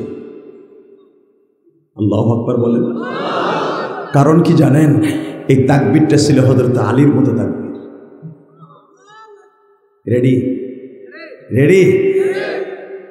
শুধু আর কয়েক মিনিট আমার দিক তাকায় থাকবেন। হযরত ওমর বললেন, আলী, বিশ্বনবী বলেছে যতবি তরবারি চাবে তুই দিবি। ওমর, আমার তরবারি রেডি আছে, ডালও রেডি আছে, আপনি মাঠে নামেন। হযরত আলীর মাঠে নামলেন। যেই পাহাড়ের পরে দাঁড়িয়ে হযরত আলী বীরত্বের সাথে যুদ্ধ করেছিলেন, এখনো সেই পাহাড়টা দাঁড়িয়েছে। বাজান রে, হযরত আলী যখন যুদ্ধের মাঠে ডালটা হাতে নিয়ে এইভাবে নামলেন, বেঈমানগুলোর বিরুদ্ধে যুদ্ধ আরম্ভ হয়ে গেল। যুদ্ধ করতে করতে করতে করতে করতে করতে হযরত আলী দেখলেন বেঈমানগুলার মাঠের মধ্যে নাই। তারা কামুজদরকে প্রতিদিনের মতো বাবা তারা যেমনি ভিতর দিয়ে দরজা লাগিয়ে দিয়ে বসে থাকে। অবাজান 2টা দরজা পিতলের বানাইয়ে রাখছিল তারা। এই দরজা 2টা এখনো পর্যন্ত তুরস্কের জাদুঘরে যদি কোনোদিন যান দেখে আসতে পারবেন বাবা। একটা পাল্লার ওজন হলো প্রায় 40 মনের কাছাকাছি। 80 মন ওজনের 2টা দরজার পাল্লা, বিশাল বড় বাবা 2টা দরজা। এই দরজার পাল্লা 2টা তারা পিছনের দিক দিয়ে লাগিয়ে দিয়েছে। হযরত আলী যখন যুদ্ধের মাঠে ঝাঁপাইয়া পড়েছে, বজ্রের মতো আলী গর্জাইতেছে, হযরত ওমর পিছনের থেকে তাকবীরের ধ্বনি দিতেছে, আলীর বীরত্ব দেখতেছে। আমার নবী বলছিল, আলী রে, সামনের দিকে অগ্রসর হবি, ইজরিবুল আকতাম লা ফাওক, পিছনের দিকে তাকাবি না। হযরত আলী যখন সামনের দিকে যায়, যেতে যেতে যায় দেখে কামুজ দুর্গ সামনে। কামুজ দুর্গ সামনে যাইয়া আলী পিছনের দিকে তাকায় না। ওমর বলে, আলী রে, এইবারের তাকবীরটা সেই রকম হবে রে আলী। হযরত ওমর তরবারি ধরিয়ে দিলেন, হযরত আলী তাকবীরের ধ্বনি দিলেন বাবা। এমন জোরে তাকবীর দিলেন মনে হচ্ছে পুরা খায়বারের মাঠটা নাচতাছে। লিল্লাহ তাকবীর বলে এইভাবে থাবা মারলেন। এককে থাবার মধ্যে আলীর 2 হাতের মধ্যে 2টা দরজার পাল্লা চলে আসলো। জোরে জোরে জোরে জোরে জোরে জোরে একটা পাল্লাকে চেলে মারলেন, নিক্ষেপ করে দিলেন, শুকনা পাতার মতো উড়ে গেল। আর একটা দরজা আলী বাম হাত দিয়ে মুষ্টি ধারণ করলেন। হযরত ওমর পিছনের থেকে বলে, তুই মানুষ না অন্য কিছু? আলী, আমার মন বলতেছে তুই মনে হয় আপাতত মানুষ নাকি আমি জানি না। আমি শুনছি সুলাইমান নবীর জামানায় দেবতা ছিল, দেওয়া ছিল, জেনা ছিল, তার এক একটা পাহাড়কে উঠে ফেলতে চাইত। আমার মনে হয় তুই এমন কোনো কিছু। হযরত আলী এই দরজাটা নিয়ে কামুজ দুর্গের ভিতরে ঢুকে পড়লেন। আমার দিনাজপুরের কলিজার টুকরা ভাইরা দীপ্ত কণ্ঠে একটা আওয়াজ দিবেন, জীবনে কোনোদিন এত জোরে আওয়াজ দেন নাই। যখন আলী দরজা নিয়ে ঢুকে পড়লেন কামুজ দুর্গের ভিতরে, দরজার আঘাতে কোনো কোনো বেঈমানের নাক নাই, চোখ নাই, পাল্লা নাই। মাত্র কয়েক মিনিটের ভিতরে খাইবারের মাঠ মুসলমানের দখলে। জোরে জোরে জোরে জোরে জোরে জোরে জোরে, কয়েক মিনিটের ভিতরে মুসলমানের দখলে। এই আমার কলিজার টুকরা যুবকরা এবার আওয়াজ দিও। হযরত আলী বেঈমানগুলোকে স্যালেন্ডার করিয়ে যখন দরজাটা রিটার্ন পিছনে ব্যাক করে চলে আসলেন, হযরত ওমর এক চোখে কান্দে আর এক চোখে হাসে আর বলে, আলী রে, তুই একটা সত্য কথা বল, আজকে তুই এত শক্তি কই পাইনি?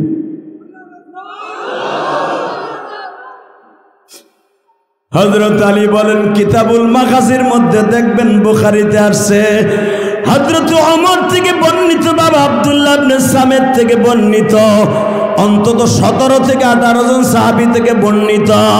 হযরত ওমর বলে, আলী রে,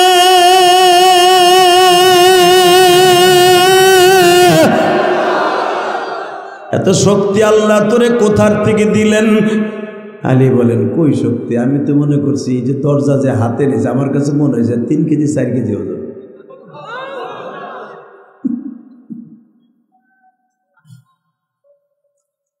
আবার নবীর কাছে খবর গেল, ইয়া রাসূলুল্লাহ, কামজ দুর্গের কপাট দুটো কত ওজন হবে? নবী বলে, তোমরাই বলো কত হবে। আলী বলে, হুজুর কত হবে? হয়তো 3-4 মন হইতে পারে। আসলে আপনাদের কষ্ট হয়ে গেছে। আল্লাহুম্মা আমিন।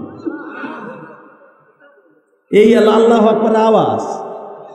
এইবার লাস্ট চান্স, প্রধান নবীর সামনে নিয়ে বলছেন, মুনাত করে দিল, রেডি রেডি। হযরত আলীর উত্তরস্বরী আমরা, কথা ঠিক না বে ঠিক? বললো, হুজুর কত হবে? 3-4 মন হতে পারে। নবী আমার হাসে আর আলী চলতে দেই, যুদ্ধ যখন করতেছিলি আমি তো মাঠে ছিলাম না। ওমর বলল, তুই বলে এ তরবারি লাগে নাই, লাস্টে দরজা দিয়েই বলে যুদ্ধ করছো। আলী মুসকে মুসকে হাসে আর কেমন লজ্জা লাগতেছে, আপনার সামনে আমি কপাটা আকুচা করবো। নবীকে দেখতে বলে খুব ভালো লাগতেছিল। সব সাহাবী বলে, তোর এই বীরত্ব দেখে পাগলের মতো দৌড়াইতেছিল আর বলতেছিল, লিল্লাহে তাকবীর, লিল্লাহে তাকবীর, লিল্লাহে তাকবীর, লিল্লাহে তাকবীর, লিল্লাহে তাকবীর, লিল্লাহে তাকবীর। আমার আবু বকর বলে, আজকে তাকবীর দিছে তোর বীরত্ব দেখে।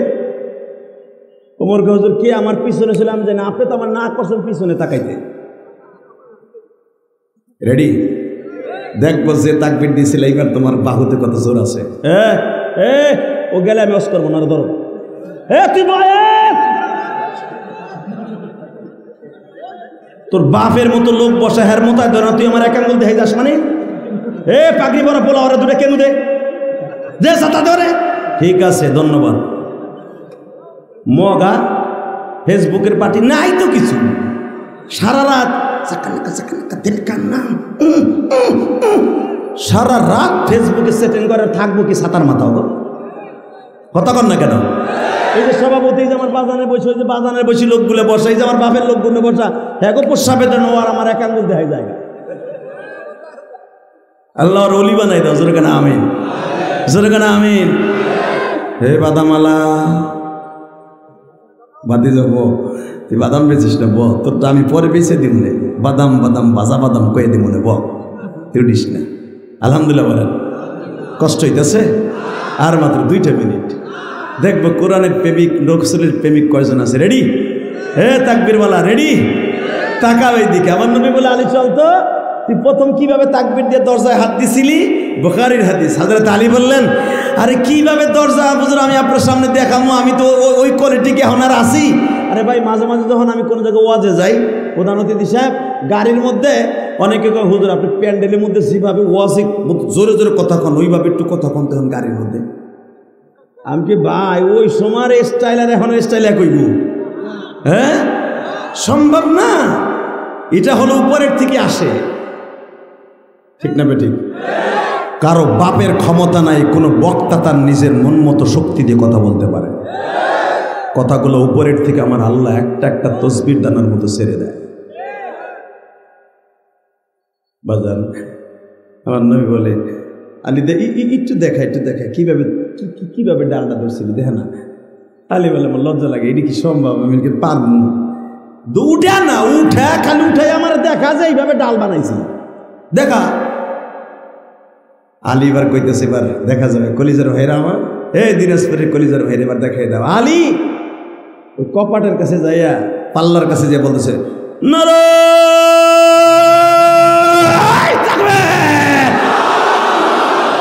আল্লাহ দেখো তোমার পাগলগুলো ওই মাঠটায় যাইতে চায়।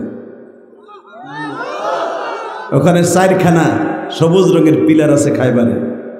আলীর সেই জায়গাটা কিয়ামত পর্যন্ত এই জায়গাটা ইতিহাস হয়ে থাকবে মুসলমানের জন্য। আলী তাকবীর দিয়ে উঠাইতে চায়, দুলাও নড়ে না। নবী কয় কি 2 হাত দিয়ে ধর।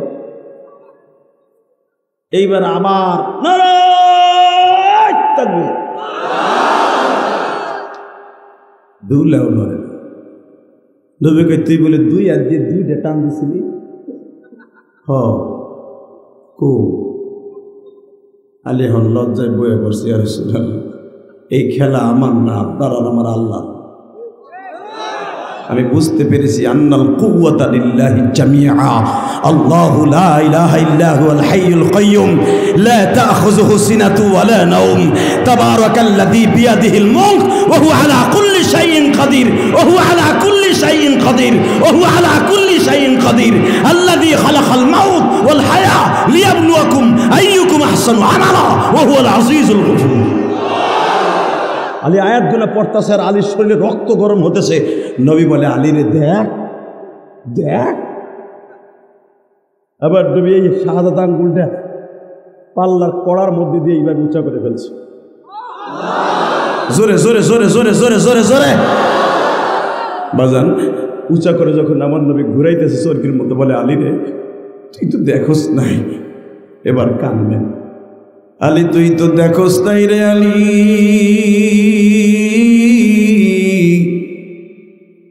আমি নবী বলেছিলাম পিছনের দিকে তাকাবি না।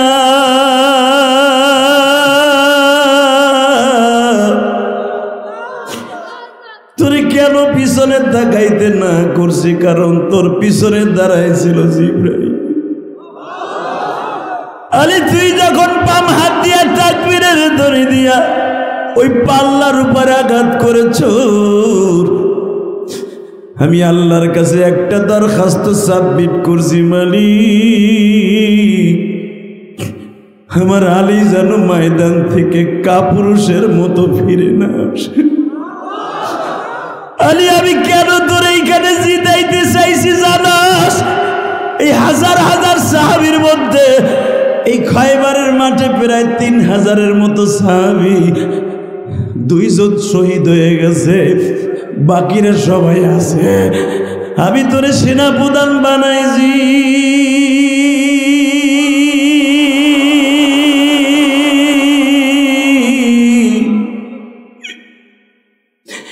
নবীর বানানো সেনাপ্রধান যদি যুদ্ধের মাঠে পালায়ন করে ঠকিয়া যায়, মুনাফিকরা মস্কারা করবে তোর নবী বানিয়েছিল সেনাপ্রধান, পারলি না।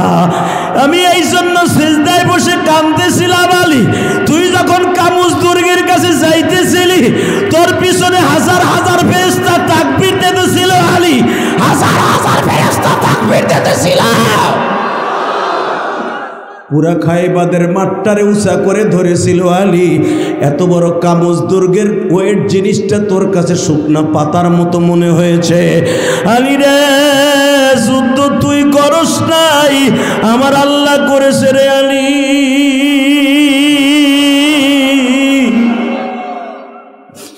আমার দিনাজপুরের ভাইরা, শুধু দিলটা নরম করে এখন চোখের পানি ছেড়ে দিবা। গুনাহ করতে লাগবে 60 বছর 70 বছর, আমার মাওলার মাফ করতে লাগবে মাত্র 1 সেকেন্ড টাইম। ও বাজান জীবনে কত গুনাহ করছো নিজেও বলতে পারবে না। আমি ইলিয়াসুর রহমান জিহাদি 12 বছর বয়সে মা হারাইছি। এখানে একটা মাদ্রাসা আছে বাবা, কত এতিম ছেলেরাই মাদ্রাসায় পড়ে। বাজান গত 3 দিন আগে আমি একটা মাদ্রাসায় এরকম ছেলেদেরকে পাগড়ি দিয়েছি। একটা ছেলের মাথায় যখন পাগড়ি পরিধান করাইতে গেছি, প্রধান অতিথি সাহেব ছেলেটা দেখি পাগড়ির যেটুক ঝুলি আছে ওই ঝোলাটুক দিয়ে চোখ মুছবে। এখানে দেখলাম সবাই মাইকের পরিচালক বলতেছে এরা যাদের গার্ডিয়ান আছেন আসেন টুপি দেবো বলছে না, বলছে না, বলছে না সভাপতি? বিশ্বাস করেন সব ছেলেদের গার্ডিয়ান স্টেজে আইছে, ওই ছেলেটার কেউ আসে নাই। এই কোরআন হাতে নিয়ে বলছি, আমি ইলিয়াসুর রহমান জিহাদি যে বছর মৌলানা পাশ করি, আল্লামা শামসুল হক ফরিদপুরের মাদ্রাসায় গৌহাটডাঙ্গা, কারণ আপনারা জানেন আমার বাড়ি গোপালগঞ্জ, গৌহাটডাঙ্গা মাদ্রাসা হলো শেখ মুজিবুর রহমানের বাড়ির সাথে একই জায়গায় দুইটা বাঘ জন্ম নিছে। জাতীয় নেতা হিসাবে আছে বঙ্গবন্ধুর, আপনার যে যা মনে করেন করেন গা, আমার কাছে সবচেয়ে আধ্যাত্মিক বড় নেতা হলো আল্লামা শামসুল হক ফরিদপুরি। আইয়ুব খানকে বলেছিল, আইয়ুব খান টাকার দ্বারায় গরু ছাগল কিনতে পাওয়া যায়, শামসুল হককে কিনতে পাওয়া যায় না। ওই মাদ্রাসার থেকে আমি দাওরা পড়েছি তাকানে দিকে। এখন কানবেন আমি জানি না, কার মা নাই বাবা নাই। এই প্রধান অতিথি সাহেবের মা বাবা আছে কিনা জানি না, সভাপতি সাহেবের বাবা মা আছে কিনা আমি জানি না, তবে একটা ওয়াদা করে দিয়ে যায়, আমার জীবনের কথা আমি বলি। যেই বছর আমার মাথায় পাগড়ি পেঁচিয়ে দেয় আমার হুজুররা, আমরা 133 জন ছেলে পাগড়ি নিয়েছিলাম, সবার বাবা মা পাগড়ি অনুষ্ঠান দেখতে আসছে, আমার দেখার জন্য কেউ আসে নাই। আমি পাগড়িটা মাথায় দিয়ে আমি আমার উস্তাদের রুমে গেছিলাম, 12 নম্বর রুমে গৌহাটডাঙ্গা। আমি কাঁদতে কাঁদতে সারাটা রাত আমি কাঁদছিলাম বাবাজি, কারণ এই পাগড়ি প্রদান অনুষ্ঠানটা একজন হাফেজের জন্য জীবনের একটা অধ্যায়কে শেষ করে সে নতুন একটা অধ্যায় শুরু করবে।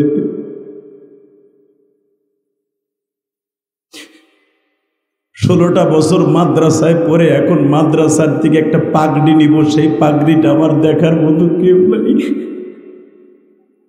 আমার ছাত্র ভাইরা যখন পাগড়িটা মাথায় দিয়া রুমের মধ্যে দৌড় দিয়া মায়ের কাছে গেছে, বাবার কাছে গেছে, আমার তো বাবা জনম দুঃখিনী মা নাই, আমার পাগড়িটা কে দেখবে গো?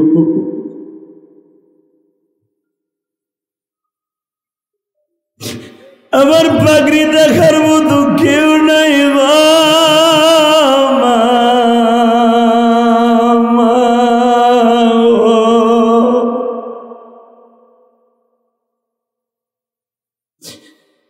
ঠিক গত 2 দিন আগে যেই ছেলেটা পাগড়ি নিয়ে দিল বাবা, ওই ছেলেটা কান্দে আর আমারে বলে, হুজুর আমি আপনার ওয়াজ শুনেছিলাম ইউটিউবে, আপনার মতো আমারও জীবন, আমারও মা আব্বা কেউ নাই, আমি খালার বাড়ি থাইকা হাফেজ হইলাম।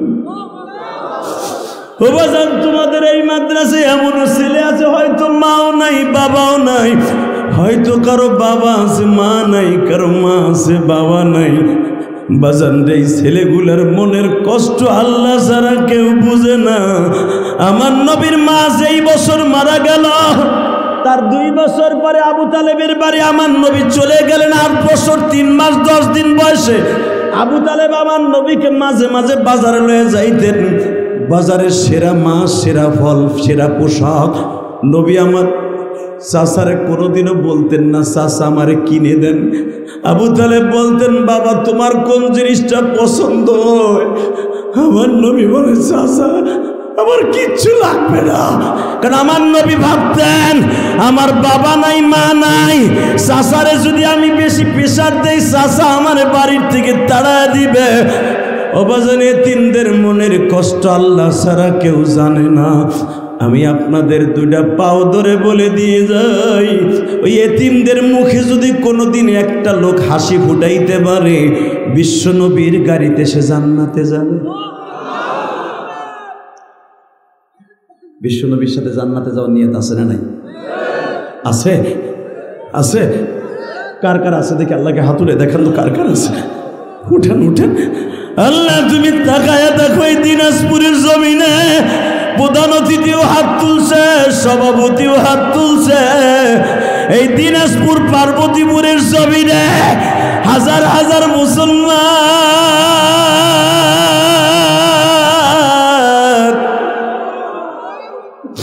কার জানো মা নাই বাবা নাই গো মালিক।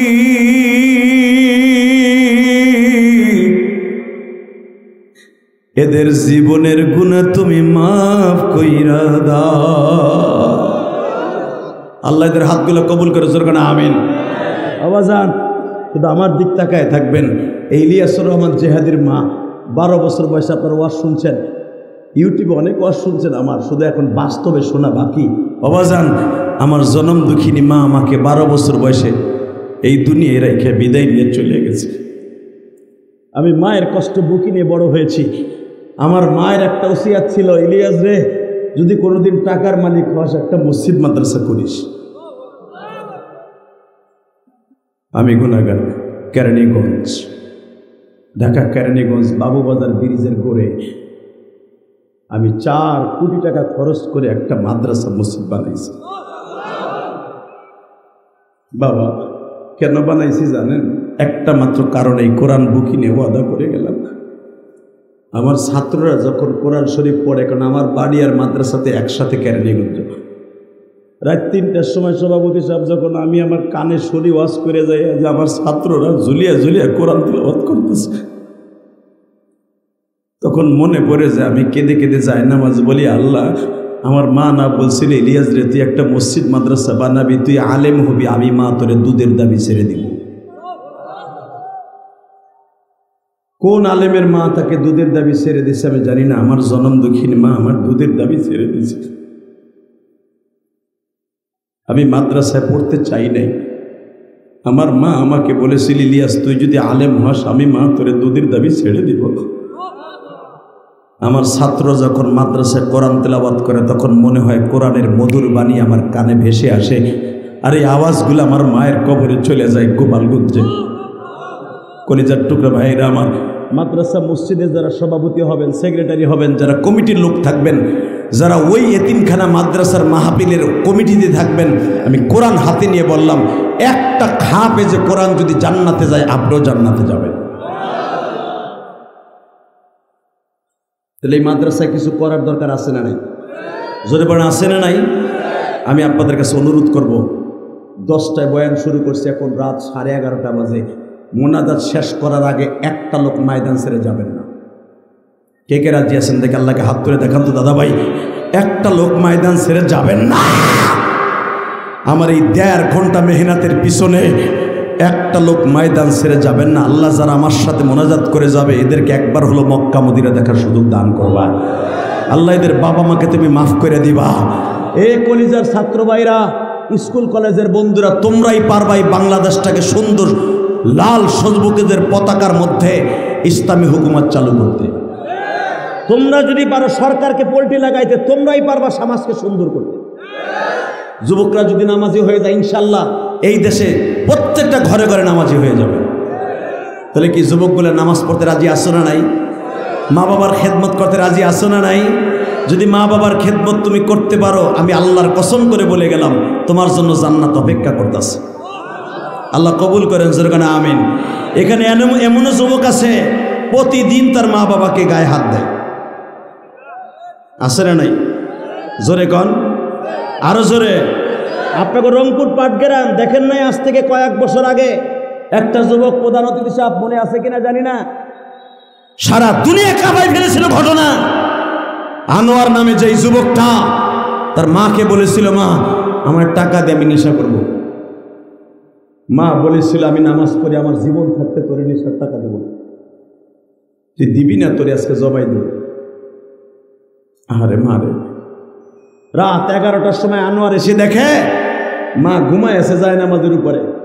জানোয়ার নামে আনোয়ার নামে জানোয়ার এসেই পুলিশ জিজ্ঞেস করে তুই তোর মাকে কেমনে জবাই দিলি? আনোয়ার বলে স্যার আমি আমার মার প্রথম এসে হাত পাও গুলো বাইন্ধে ফেললাম, মার বুকের উপরে বসলাম। মা তখনও হাসে আর কয় আমি জানি তুই আমার জবাই দিতে পারবি না, কারণ আমি তোরে অনেক আদর করে লালন পালন করছি, তুই আমার একমাত্র সন্তান, তুই পারবি না আমার জবাই দিতে। তখন স্যার আমি 2টা এবা খাই আসছিলাম, আমার মাথা ঠিক ছিল না। আমি আমার মাকে এই কথা বলার সাথে চিন্তা করলাম ও মুখটা বন্ধ করতে হইব। তখন আমার মায়ের মুখ আর চোখ আমি বন্ধ করে দিলাম। কেমনে? মায়ের কাপড় দিয়ে আমি বাঁধলাম। যুবক এখন দিলটা নরম করবি। স্যার আমি আনোয়ার, তখন আনোয়ার ছিলাম না, আমি জানোয়ার হয়ে গেছিলাম। পুলিশ বলে কেমনে কি করলি বল? বলে স্যার আমি যখন চাকুটা বাইর করছি মার গলার মধ্যে ঢুকায় দিব, পোজ দিব, তখন আমার মা বলে আনোয়ার রে আমি জানি তুই আমারে মেরে ফেলবি, আমি তোর অনুরোধ করে বলছি বাজান তুই আমার মুখের বান্ধনটা চোখের বান্ধনটা ছেড়ে দে। পুলিশ জিজ্ঞেস করে তোর মা কেনই কাকুতি মিনতি করেছিল বল? বলে স্যার আমার মা ওই কথা আমি বলতে পারবো না। আমার মা বুঝাইতে চাইতেছে আনোয়ার রে তুই আমার চোখের বান্ধনটা ছেড়ে দে, মৃত্যুর আগে অন্তত তোর একটু দেখে যায়, তুই আমার আদরের কলিজার সন্তান। এই যুবক আমি তোর পাও দুটা ধরে বলে যাব, জীবনে কোনোদিন মায়েরে কষ্ট দিস না ভাই, কোনোদিন বাবারে কষ্ট দিস না। বাবা পরের জমিতে কামলা দিয়া রিক্সা, অটো রিক্সা, ভ্যান চালিয়ে ইটের বাটায় কাজ করে, কয়লা খনিতে কাজ করে, শত শত ফুট মাটির নিচে যে কয়লা কেটে তোর মতো ছেলেরে, আমার মতো ছেলেরে মানুষ করে আজকে তুই যদি নিশাখোর হয়ে যাস, এটা পৃথিবীতে বাবার অভিশপ্ত জীবন ছাড়া আর কিছু হতে পারে না। তাহলে আমার সাথে ওদা দে, যতদিন বাঁচবা অন্তত মা বাবার খেদমত করবা। কে কে রাজি আছো? আল্লাহ আমার ভাইদেরকে কবুল করো। কোনোদিন নেশা করবা না ভাইজান, কোনোদিন নেশা করবা না। যেই টাকা দিয়ে নেশা করবা ওই টাকাটা দিয়ে অন্তত কমলা, আপেল, দুধ কিনে খাবি। আল্লাহ তোর শরীর শক্তি দেবে, জোর করে আল্লাহু আকবার। এই বেটা এই সাদরলা বহেনে, তুই বহেনে ব, তুই ওয়াদা দিছিস না মোনাজাত না করে যাবি না? তোরা কইছর 12টা পর্যন্ত, 12টা বন্দি করবো ইনশাল্লাহ বলেন তো। 30টা সেকেন্ডে বলবেন আমি 2011 সালে আমি গুনাহগার, আমার বাবাকে নিয়ে মক্কা মদিনে গিয়েছিলাম। হয়তো প্রধান অতিথি হজ করছে, সভাপতি সাহেব হজ করছে কিনা আমি জানি না। আমার বাবাকে নিয়ে হজ করছেন, উমরা হজে যাবেন তাড়াতাড়ি মেয়ে আলহামদুলিল্লাহ বলেন। যারা উমরায় যায় এদেরকে আল্লাহ হজ করায়, আলহামদুলিল্লাহ বলেন না? যারা উমরা করে আল্লাহ তাদের হজ করার সুযোগ দেয়, যদি কাবা ঘরদের সেইভাবে কামতে পারে। আমি আমার বাবাকে নিয়ে 2011 সালে হজ করছি, আমি তো 2004 সাল থেকে হজে যাই। আল্লাহ আমাকে নেন, আমি কোনো ট্রাভেলসের মালিক না এবং আমি কারোর টাকায় যাই না। আল্লাহ ভাল না লাগলে আল্লাহ নেন। এই পর্যন্ত 17 থেকে 18 বার আল্লাহ আমাকে নিয়েছেন। যতবারই যাই কাবাঘরটা বুকি নিয়ে চিল্লে আর কান্দে, আল্লাহ আমার আব্বা নামার লেগে দোয়া করে গেছেন এই কাবাঘরের দরজার সামনে। আল্লাহ আমার দিকে তাকান, আমার আব্বাকে কাবাঘরের দরজার সামনে দাঁড় করে যেদিন বাংলাদেশে এসে পড়বো, যুবকরে বাবার দোয়া কি আমি এটি বুঝাইতে চাই। আমার আব্বা আমার কাবাঘরের স্বর্ণের দরজার 162 টিকিতে স্বর্ণের দরজার সামনে দাঁড়িয়ে আমার আব্বাকে আমি বুকের মধ্যে মাথাটা ঠেকাই বলছিলাম, আব্বা আপনি যদি আমার মাফ না করেন আমার হজ হইব না। আমার আব্বা বলে আমি তোমার মাফ করে দিছি। আল্লাহু আকবার, জোরে বলো কলিজার ভাই আমার। এরপরে বললাম আব্বা আপনি আমার মাকে মাফ করে দেন, কারণ আব্বা যদি আমার মাকে মাফ না করে কোনোদিনও আমার মাকে আল্লাহ মাফ করবে না। আমার মা বোনরা যারা আসছেন, মা আপনি হাদিস হয়তো জানেন কিনা আমি জানি না, মা আপনি যদি রাবেয়া বসরি হয়ে যান, মা আয়েশার মতো হয়ে যান, মনে মনে ভাবেন আমি আয়েশার মতো হয়ে গেছি, যদি একটা দিন স্বামীর মনে কষ্ট দিয়ে থাকেন আপনি জাহান্নামী। আপনার কোনো ইবাদত আসমানে যাবে না। কষ্ট হইতেছে শুধু আমার দিকে তাকাবেন। মা হারা ভাইরা, ও বাবারা ভাইরা, আমি যখন আমার আব্বাকে বললাম আমার মাকে মাফ করে দেন, আমার আব্বা চিল্লে চিল্লে আওয়াজ করেন আল্লাহ আমি ইলিয়াসের মাকে মাফ করে দিছি। এইবার আমি বললাম আব্বা এবার আমার সাথে একটা ওয়াদা দেন, আমারে দিবার মতো আর আপনার কি আছে? আমার আব্বা আমারে বুকের মধ্যে চাইপা ধরে বললেন, ও মালিক আমার ইলিয়াস যত মাহফিলে যাবে প্রত্যেকটা যুবককে তার জন্য ভালোবাসা তৈরি করে দিবা, একটা না একটা মানুষের চোখ দিয়া পানি ফেলাইবা আল্লাহ।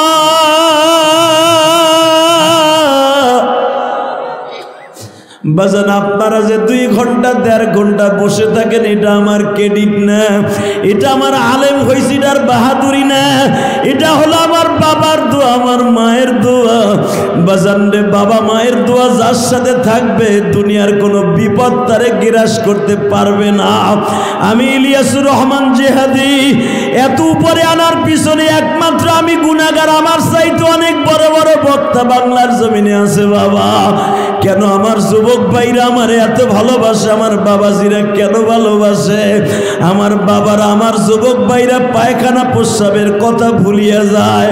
এর পিছনে বাজানে এই যোগ্যতা আমার নাই, আমার এত সম্মান নাই। যদি আমার সম্মান থাইকা থাকে এটা একমাত্র আমার বাবার দোয়ার খাতিরে। আল্লাহ আমার ভাইদের, যুবক ভাইদের বাবাকে তুমি কবুল করো, বাবার দোয়া নসিব করো। 30টা সেকেন্ড এমন কোনো যুবক আসো, আমি কোরআন বুকি নিয়ে বলে গেলাম, আমি যদি হাজিদের সামনে লক্ষ লক্ষ হাজির সামনে কাবাগরের সামনে দাঁড় করিয়ে আমার বাবার কাছে মাফ চাইতে পারি। পুলিশ আমাকে বলছিল, হাজির সাহেব ইয়া হাজ মায়াপ্তি মায়াপ্তি হাজ কান্দুসকে আমারে করো, এইভাবে তোর বাপরে বুকি নিয়ে কান্দুসকে। আমি বললাম না আবি তোর বাপ লিসমাবি বাস মাফি মুশকিল। বললাম না, সাথে সাথে আমার বলে হে না হুমা জান্নাতুকা ওয়া নারুকা। পুলিশ বলতেছে, ওই দেশের পুলিশটা তো ভাই আমার দেশের পুলিশ না, ওই দেশের পুলিশটা হাদিস জানে, কোরআন জানে। সাথে সাথে বলতেছে তোর সাথে যে আছে এই লোকটা জান্নাত, এই লোকটা জাহান্নাম। যখন আমার আব্বারে বুকের মধ্যে নিয়ে মাপ চাইলাম, আমি যদি পারি, তুমি পারবো না ভাই? এর মধ্যে আছে দাঁড়াও তো, কার কার বাবাই মাঠে আছে দাঁড়াও তো, কোন কোন যুবকের বাবাই মাঠে আছে দাঁড়াও তো, কার কার বাবাই মাঠের মধ্যে বসে আছে দাঁড়াও, কার কার বাবাই মাঠের মধ্যে আছে। জান্নাতি কে কে হতে চাও? জান্নাতি কোন কোন তালবে আলিম হতে চাও যে তোমার বাবাই মাঠের মধ্যে আছে? কোন কলেজের বন্ধু আছো, কোন ভাই আছো? আমি তোমাকে বলবো তোমার এখনো টাইম আছে, দাঁড়াও। কার কার বাবাই মাঠের মধ্যে বসে বসে ওয়াজ শুনতেছে দাঁড়াও, আর কার বাবাই মাঠের মধ্যে আছে দাঁড়াও। আমি 30টা সেকেন্ড টাইম দেবো। যে ছেলেগুলো দাঁড়াইছে তাদের বাবাগুলো দাঁড়ান, বাবাগুলো দাঁড়ান। যে ছেলেগুলো দাঁড়িয়েছে বাবাগুলো দাঁড়াইতে বলছি, বাপগুলো দাঁড়ান, জান্নাতি বাবা দাঁড়ান। আমি বলে গেলাম এই কোরআন হাতে নিয়ে আমি মুসাফির, শত শত মাইল পথ অতিক্রম করে এসেছি। আমি ওয়াদা করে গেলাম যে ছেলেটা এখন দাঁড়াইছে, আপনার ছেলেটারে বুকের মধ্যে নিয়ে চিল্লাই চিল্লাই কাইন্দে কাইন্দে দোয়া করবেন বাইজিদ বুস্তামির মায়ের মতো। আপনি যদি আপনার ছেলেটার এখন মাফ করে দেন না, আপনার ছেলেটা একজন মানুষের মতো মানুষ হবে। আপনার ছেলে কোনোদিন নেশাখোর হবে না, আপনার ছেলে কোনোদিন পথভ্রষ্ট হবে না, আপনার ছেলে বাইজিদ বুস্তামির মতো আল্লাহ চাহিদা একদিন ওলি হয়ে যাবে। আমি বলার সাথে যুবক দৌড় দিয়ে বাপরে বুকি নিয়ে কাঁদতে থাকবা। যদি তোমার বাবা তোমার মাফ করে দেয়, আমি বলবো আল্লাহ তোমাকে এই রাত 12টার সময় মাফ করে দিবে। দাও, দৌড় দাও যুবক ভাই, দৌড় দাও যুবক ভাই, দৌড় দেয় যুবক ভাই, দৌড় দেয়। বাপরে বুকি নিয়ে কাঁদতে থাক, বাপরে বুকি নিয়ে কাঁদতে থাক, বাপরে বুকে নিয়ে কাঁদতে থাক। সারিস না, এই জান্নাতি বুকটা সারিস না, এই জান্নাতি বুকটা সারিস না, জান্নাতি বুকটা সারিস না, সারিস না। আল্লাহ তুমি দেখো, আমি বলার পরে বাবার বুকটা ছাড়বি। তোর বাবা এইভাবে কত দৌড়ে এতরে নিয়ে গেছে পার্বতীপুর হসপিটালে। তুই যখন অসুস্থ ছিলি, এই পোদা নদীদের বাবা কত কোলো করে পূর্ণিমার চাঁদে বুকে নিয়ে চুমা দিছে। বাবারে আজকে বুকের মধ্যে নিয়ে ঘাড়ে একটা চুমা দিয়ে বারবার বলা, আব্বা তুমি আমার মাফ করে দিলে বলে আমার আল্লাহ আমার মাফ করে দিবে। হ্যালে দেখো যুবক গুলা বাবারে বুকে নিয়ে চোখের পানি ফেলাইলা। বাবার চোখের পানির খাতিরে এদের গলি বানায় দাও মালিক। যাদের বাবা আছে তারা তো মাপ চাইলো, যাদের বাবা নাই তারা কার কাছে মাপ চাইবা? আরে এই যে দেখো মালিক,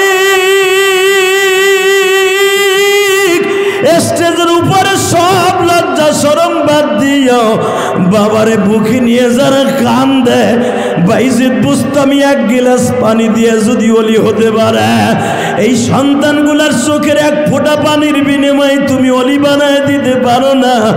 যাদের বাবা নাই তারা কার কাছে মাপ চাইও?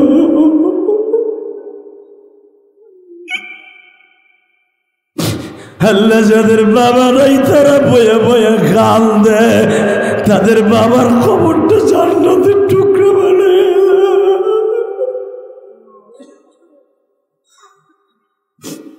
আল্লাহ মহিলা প্যান্ডেলে বলবো, মা আপনার মা কাছে আছে না? মা আপনার মা নাই, শাশুড়ি আছে না? শাশুড়ি না থাকলে বড় বোন আছে না? এ দাড়ি পাকা বাবা, আপনাকে দুই ভাইয়ের কোনো বাপ নাই, বড় ভাই আছে না? বড় ভাইরে বুকিনে মাফ চান, আল্লাহ মাফ করে দিবে। আল্লাহ এই পুরো মজমার দোয়াকে আপনি কবুল করেন। এদের চোখের পানির খাতির এই মাদ্রাসা অনেক বড় করে দেন। বসেন বসেন দাদা ভাই।